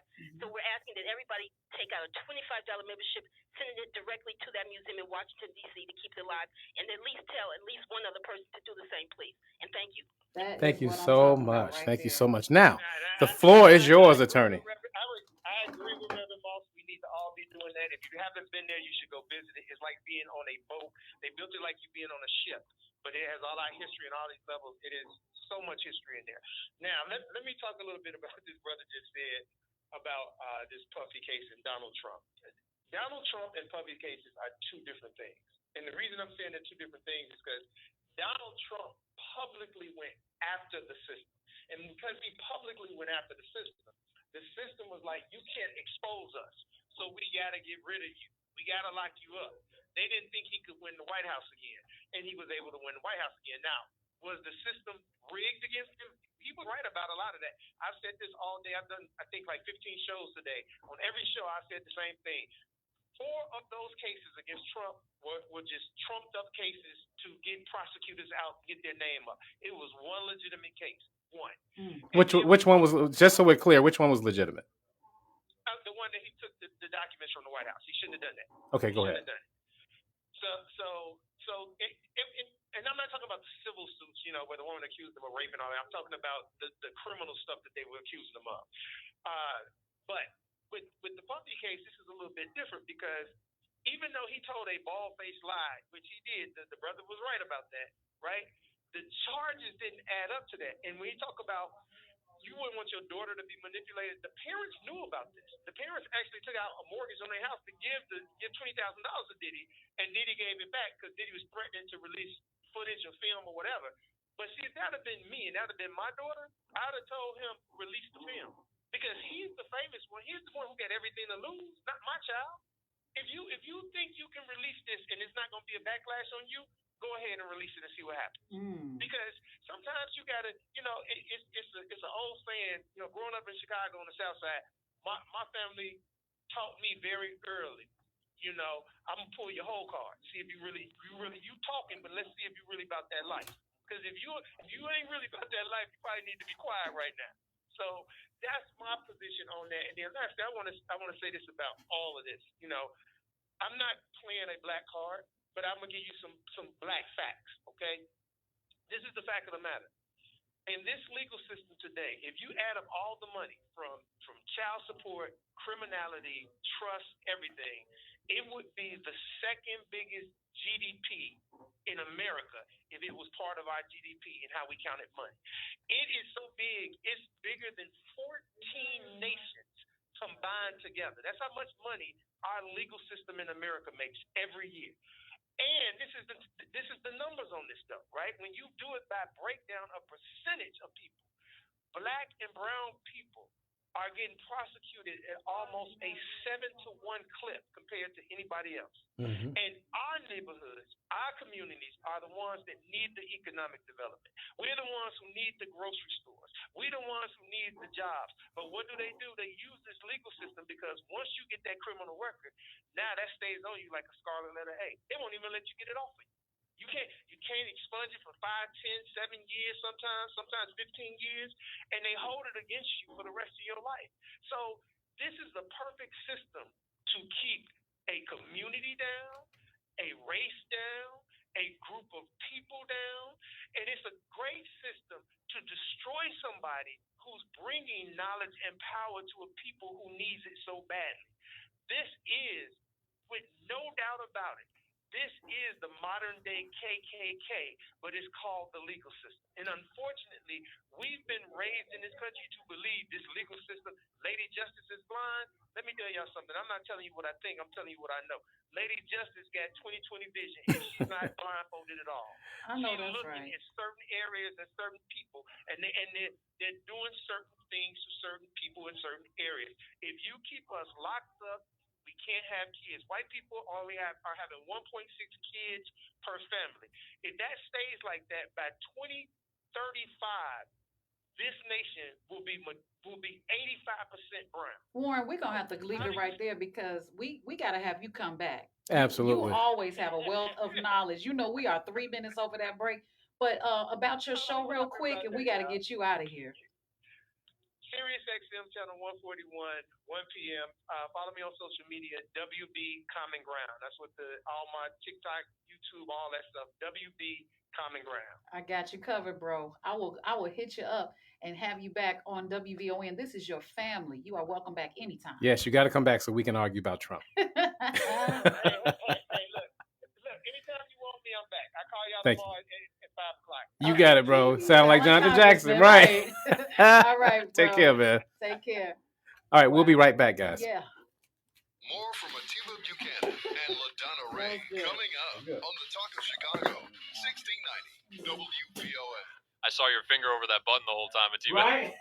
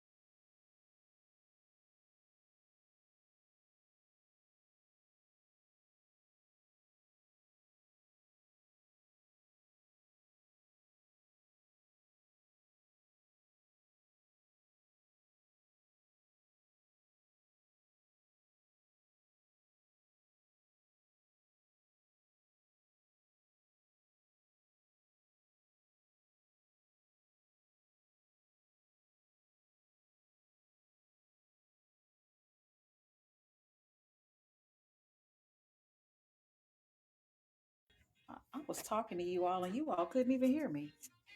I had it muted. All right. Welcome back to WVON 1690. You're listening to the all new afternoon show with Atiba Buchanan and LaDonna Ray. We just got through talking to attorney Warren Valentine. He is always WVON family here. And yes, we are talking about this whole Diddy thing. Seems like this has been the talk of the day. But it's something that has to be unraveled. It's not only about just Diddy, it's about the system. It's about how to navigate the system, how he was able to navigate the system. And we have to at some point, have a happy medium. One minute we're saying that the legal system is against us, but then when something like this happens, we're like, or when it's against us, we go, oh. But in this case, it kind of worked in his favor, and we're going, oh. So it's the same reaction, but we have to look at what is actually happening here. Is there something that has to be taken into account by the community itself? Because I know we kind of compared this to R. Kelly because they're two musical geniuses, and I think R. Kelly's more of a musical genius than Diddy.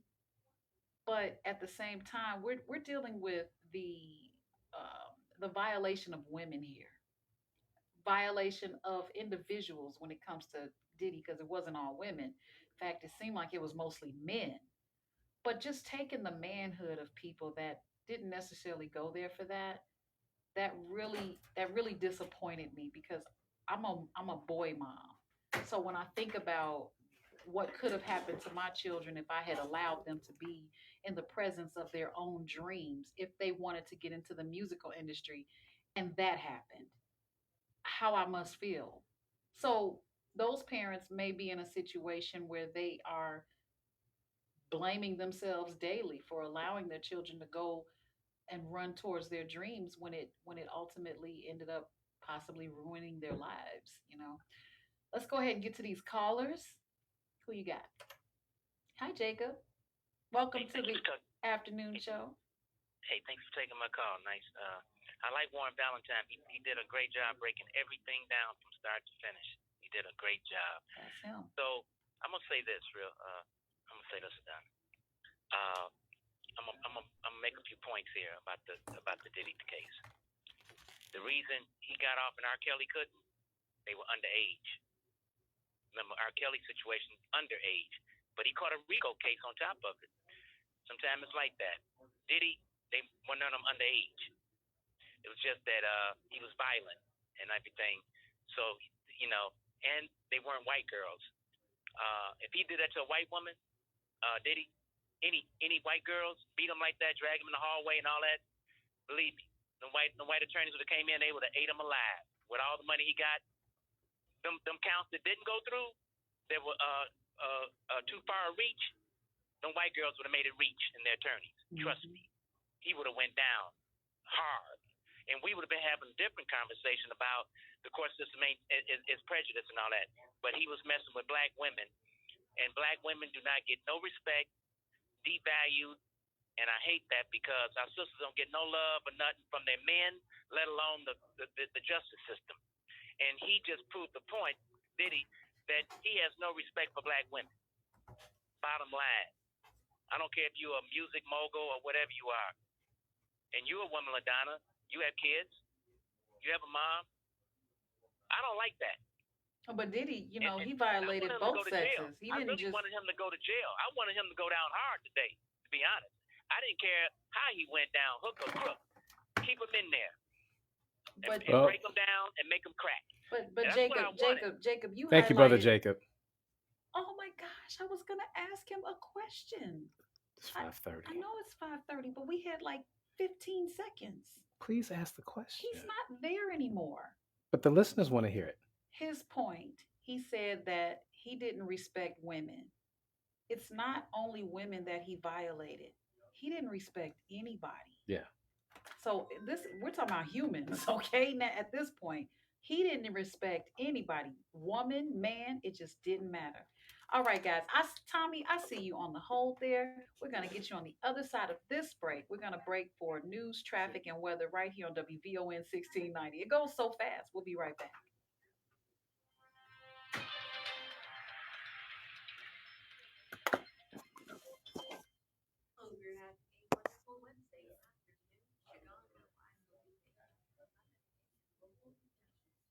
All right, let's try this again.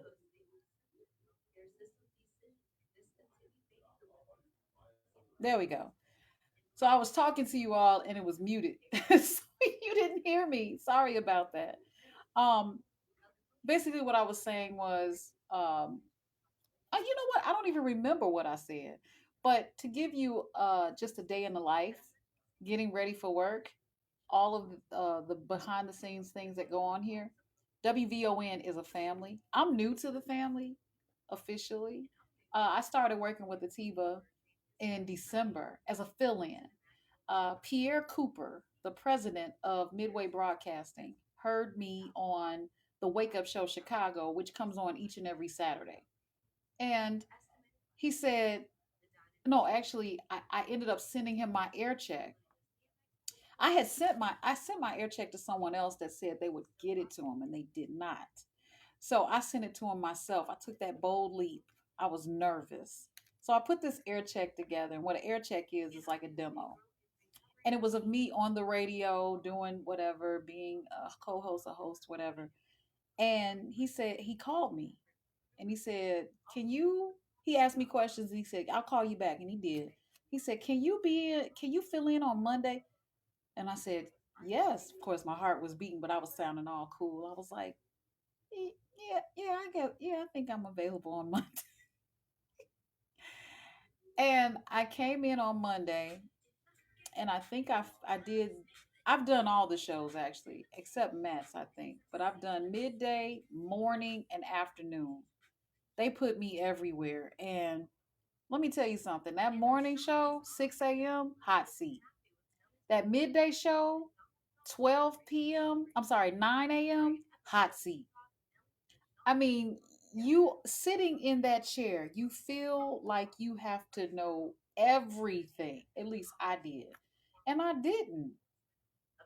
And we have the smartest listeners. I am not joking when I say that. We have the smartest listeners. Look, I was an honor student. I did not play when it came to school. I have college bound children and two college graduates. We do not play in my household. I'm pretty smart, but not sitting in that hot seat. Brain fog will kick in, and it has. So, after work, I was so glad it was over. I never imagined that I would look forward to that. Then I filled in for the next show and the next show, and then I was just filling in. Then I got with Ativa, and we were doing our show a few times a week, and then it turned into every day of the week, Monday through Thursday, rather. And then it stopped, and I remember he called me in February and was like, "Are you awake?" And I said, "Well, it's not like I have a show to do." He said, "Well, speaking of that, I need you to come in today. Can you?" And I'm like, "I guess." I was like, "Yeah, come in." So I came in, we did well together. The chemistry was there day one, be honest with you. Melody loved us, people loved us together. And one thing that I have learned is in being honest and truthful, just like earlier when I couldn't think of the name of the museum, I couldn't confirm that it was a Smithsonian museum because I haven't been there. But I will be going there this year. And I will get my membership. And I did not retain that information, not intentionally. I'm just not thinking about it. Okay.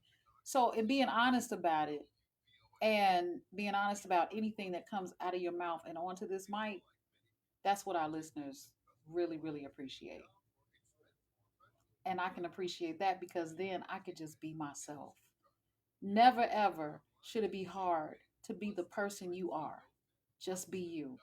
You'll learn along the way, you'll retain things along the way. And I have a notebook that I keep in my bag where I write down different things that I feel like I should know for the next go round.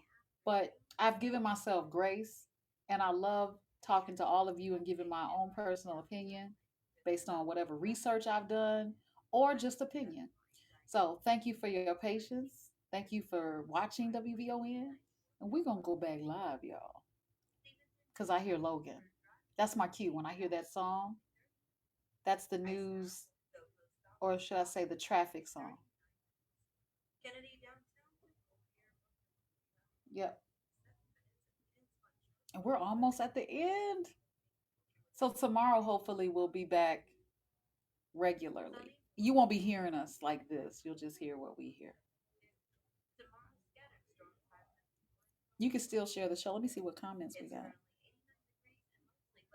I just visited the Museum of African American History. Oh, yeah? In Detroit last week. That museum is much better. All right. Well, it's time to get back. It's time to get back. So I'm going to put you guys here.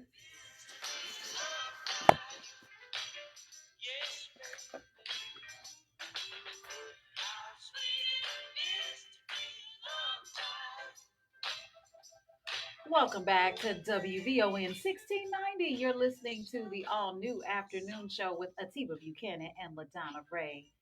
And I'm going to get right to the callers, but I want to thank you guys just for hanging in there with WVON. You guys are family to us.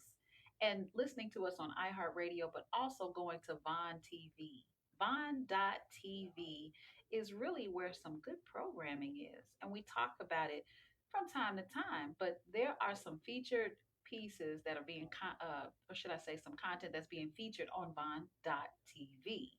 Uh, James Lacey Dent, Parallel, the documentary, Mama, I Made It, which I remember when that aired regarding Tina Knowles, and the interview with Melissa Conyers. I think I'm saying that right because it's cut off a little bit. But make sure you guys look at the featured films. There's one called The Final, or should I say, yeah, it is The Final Round. There's another one called Tear the Roof Off, Parliament Funkadelic, Tupac Shakur. Go ahead and visit Bond.tv. That's not even a live read. That's me telling you. And we just ended if you missed it, Roots. We had four parts, part one, two, three, and four. That ended on June 30th. If you caught it, put something in the comments. Let us know what you thought about it. And we'll be featuring content on a regular basis. All right, let's get back to our callers. Hey, Tommy. You know, let me be crystal clear. Now, Mr. Valentine might be your family, but he's sure in the hell ain't my family. How so? Ativa, Darlene, in 1968, when I stepped on the soil of Vietnam, there was a race riot at the camp. The reason why there was a race riot is because what the Vietnamese and Viet Cong would do is they would allow the black soldiers to go past, and they would pin the black soldiers down while they massacred any and everybody else that was there. I want to be very clear. You notice I didn't say they massacred the white people. And after that was over with, they made sure that the black soldiers, who they thought had so much infamy against white people, that we would be happy about that. There's a funny thing when you steal your mind and you are a pacifist and you get a piece of paper that says, according to the law, this is what you must do. Let me wrap this up. When I came back home, I could not wear the military uniform. I was told to take public transportation. That's when I got military. And I said, hold up, homie. Wasn't no public transportation that brought me over here on them damn boats that y'all talking about. Because when you get in the middle of the Pacific, you have never seen nothing more terrifying than that.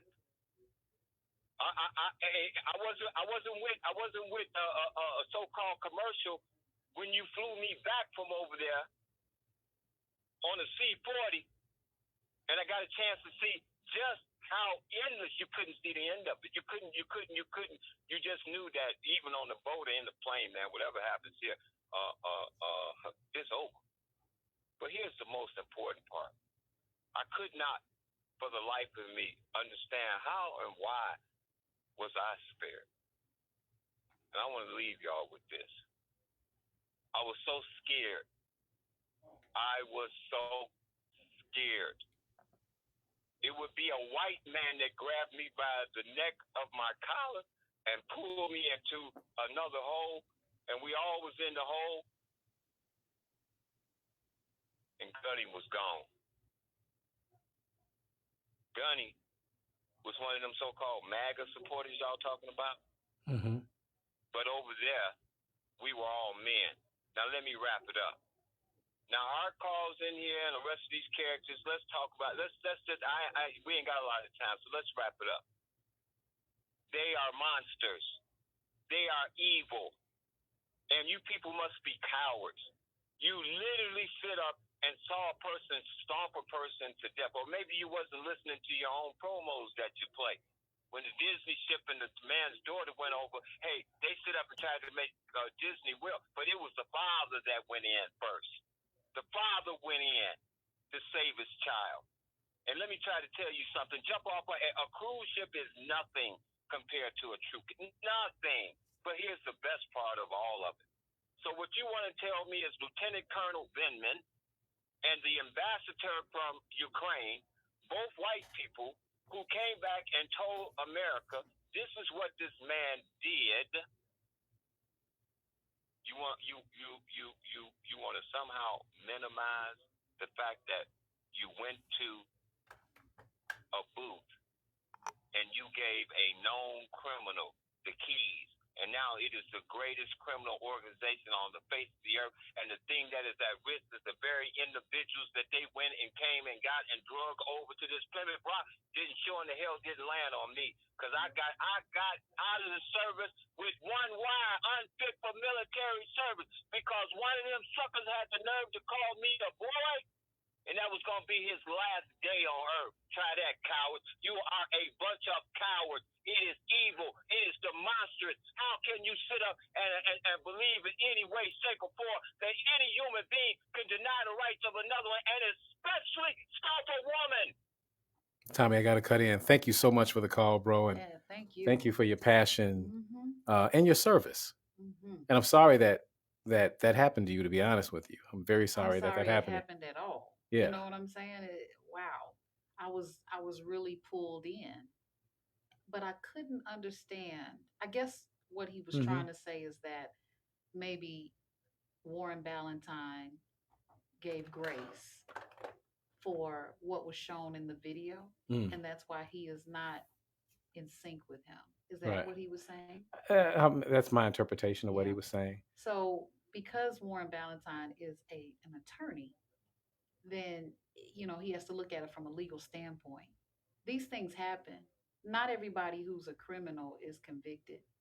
That's right. You know what I mean? So when you do come to the legal system, it's not a totality of what type of person you are, even though it probably should be.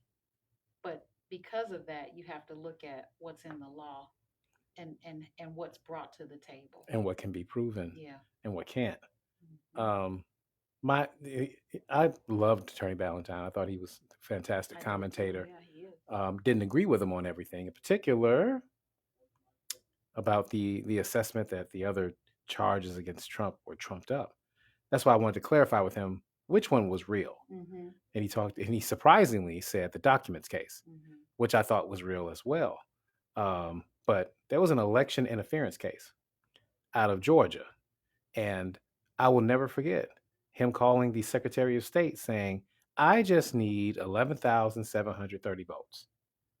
Right? He wanted to win the state of Georgia, and he didn't care how the votes were found or done. To ask someone to find votes, that's criminal. That is Al Capone.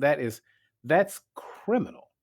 And he's very fortunate that the prosecutor there, I forget her name now, but that they were able to rightfully distract us with her love choices, right? Because if that had not happened, that case would have been brought before the election.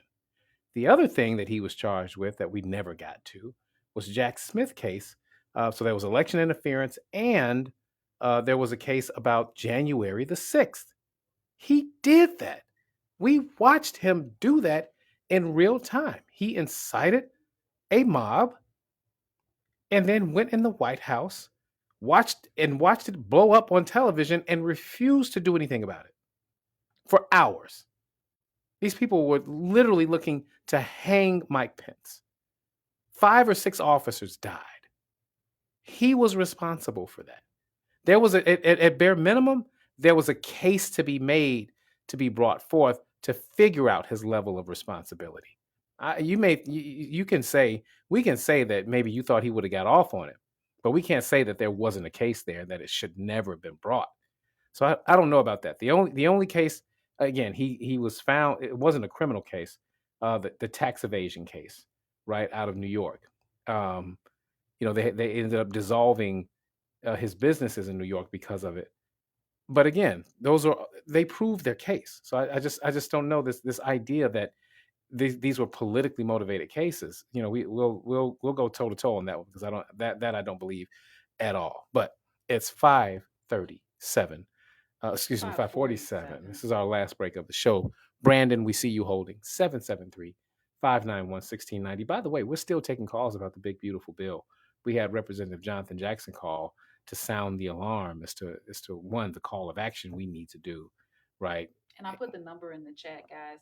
Also, I hear other commentators speaking of the big beautiful bill. They're always saying the so-called So-called. big, beautiful Amen. bill. Amen. Thank you for Yes. that. Mhm. Thank you. So we're going to take our last break. We'll be right back. More from Atiba Buchanan and LaDonna Ray coming up on the Talk of Chicago, 1690 W. The so-called big beautiful bill. And then the mega, is it the mega budget? Everything has a big name. Passes. You know why I hope it passes? Why? Because we have to hit rock bottom as a country first. Mm-hmm. We have to. And we can't, and the only way we can hit rock bottom as a country is for white people to feel the pain too. Because they're gonna feel it. When all them rural hospitals start closing and the motherfuckers ain't got nowhere to go. Well, you still live. But okay. Oh, yeah. I don't have the stamina to be live for 3 hours. Tell you that right We're now. gonna mute this conversation. Although Mofo has already slipped out. Yes.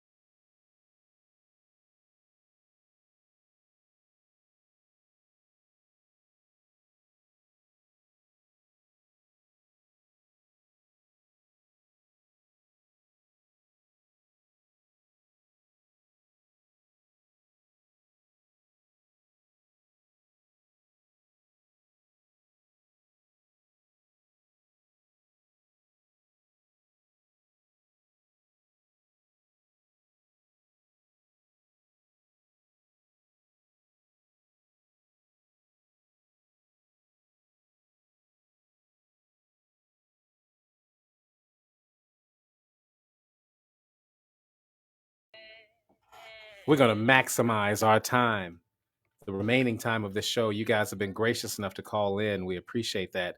We've got Brandon, Lorenzo, JoJo, and we've still got open lines 773-591-1690. I was going to run my mouth, but I'm going to save it.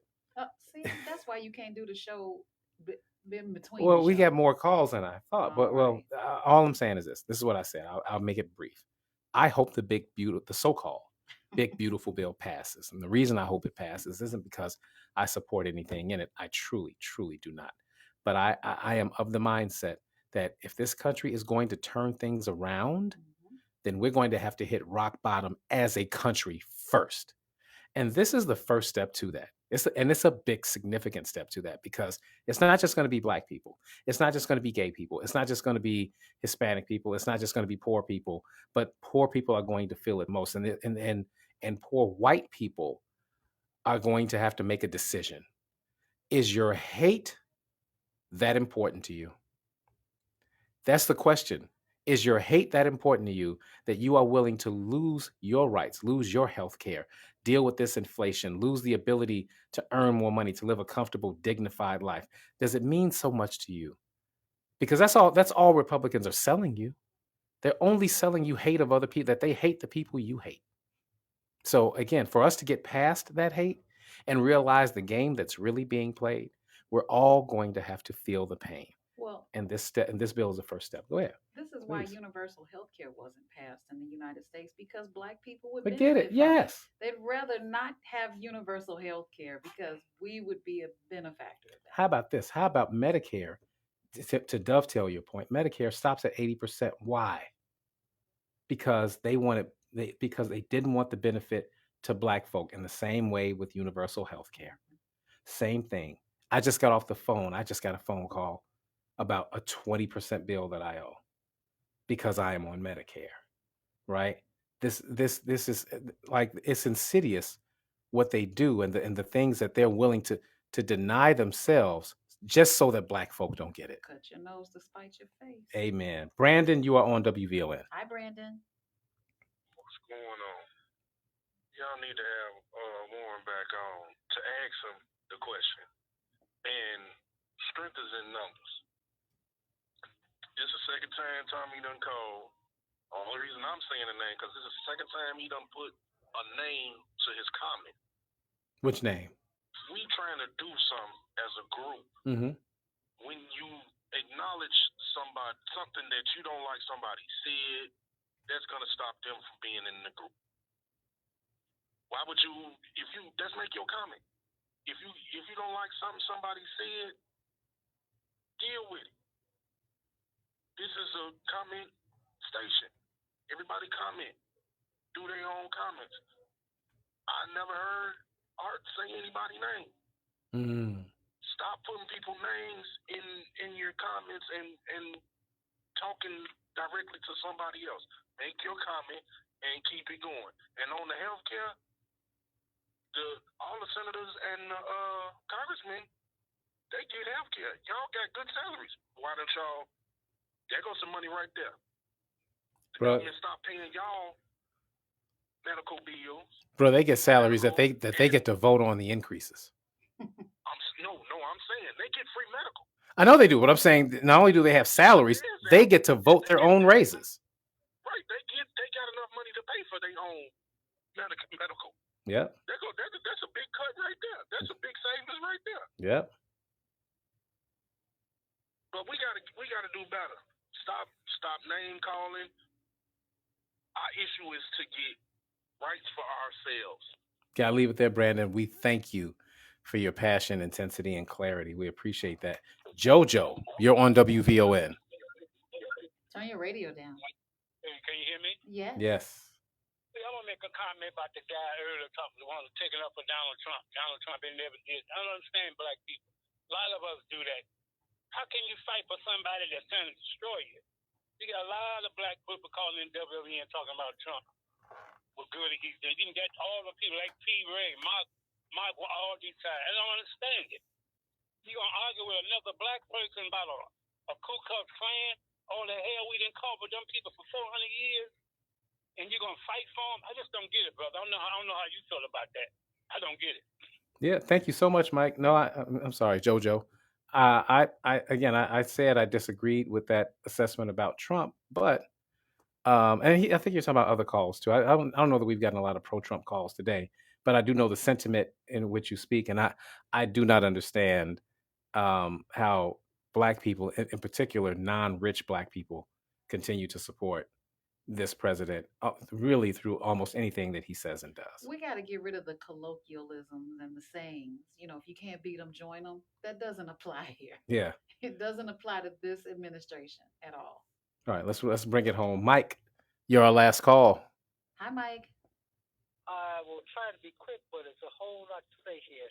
But I'm going to say, lady, to you, Atiba, I hope I can mention you, because you just made a statement that Sure. I'm not too much in agreement with. Go ahead. I don't want to sacrifice the money that I spent in taxes and so on to prove a point to some people that I'm pretty much assured and know of in some cases that won't ever change their value.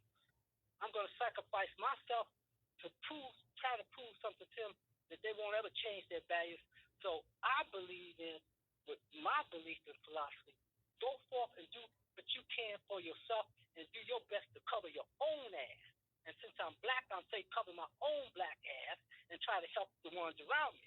I think WDON callers focus too much on the past when obviously for the whole world, tomorrow is coming. And we need to be prepared for our place in tomorrow as an individual as well as collectively, as well as a lot of your callers and some some special ones always talk about the same thing of the past and the present, but yet don't say anything about the future and what are they doing about the future and what are they doing about changing the future for themselves as well as others. Okay, so I was going to say, to your point, I think we all have a responsibility to take what we know from the past and apply it to how not to make the same mistakes of the future. It all works together. Yeah, just what you guys do. You stay in the past, and if you create in the future, what do you do today? You get some of the same stuff that you get. So that's why y'all keep on getting the same stuff. I'm done. Okay. Hey, Mike, I want to ask you a question. Did you hang up? Oh, are you still there? Okay, good. So I want to understand, one, what did I say initially that you disagreed with? Basically, your feelings, your sentiments is like, I want to punish, want them to show that what the wrong choices they made, what they getting, and that's the only way that it change. Some people will never change, and it's been proven and said they're not ever going to change, so you're not going to prove anything to them, but you're going to sacrifice for what you can do trying to prove something to them that's not ever going to change. No. So thank you for that. Thank you for that. Changing yourself and changing whatever that is that you can change. Thank you for that, Brother Mike. I appreciate it. So what I was simply stating was, again, to this point, the people that support these individual congressmen, these individual senators, because these senators and congressmen sell a story of hate to them, we've still saved them largely from the consequences of what these senators and congressmen want to do. These senators and congressmen ain't thinking about them people. They won't even go talk to their constituents. They're avoiding their constituents. And again, their constituents are blinded by their emotions. They play an emotional game with them based on who they dislike and making them think that they dislike who they dislike. So they go on board whatever it is they want to do. This time, the consequences of their vote is going to be undeniable because they're going to feel it. We can't save them this time. And I don't want to save them this time. So yeah, it's going to be some collective suffering that I think is going to lead to some collective unity. That's where I am with it.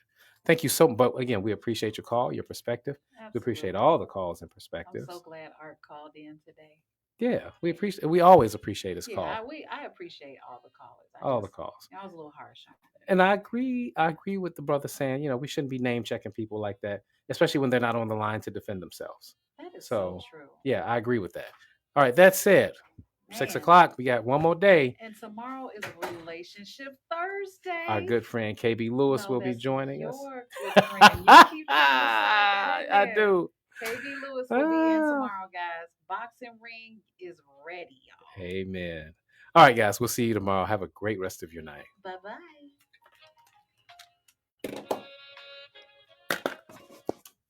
All right, guys, we are wrapped. This is when we're like hot tail out the door. Not today. Not today. What are we doing? We didn't hot tail yesterday. We had to do I something. had to stick around. We got the DL Hughley dry run tonight. Oh, So we're excited so about those that. of you that are not knowing, DL Hughley is coming to WVON weekday mornings Hello. at 6 a.m. So our staff has to prepare for the DL Hughley show and do what's called a dry run to make sure everything runs smoothly. That's how you get smooth radio. So I won't show you the behind the scenes stuff, but um I was on the call when we spoke to the team with DL Hughley, and it was kind of cool to see how it all comes together. I think I came on to WVON at the right time. I'm excited.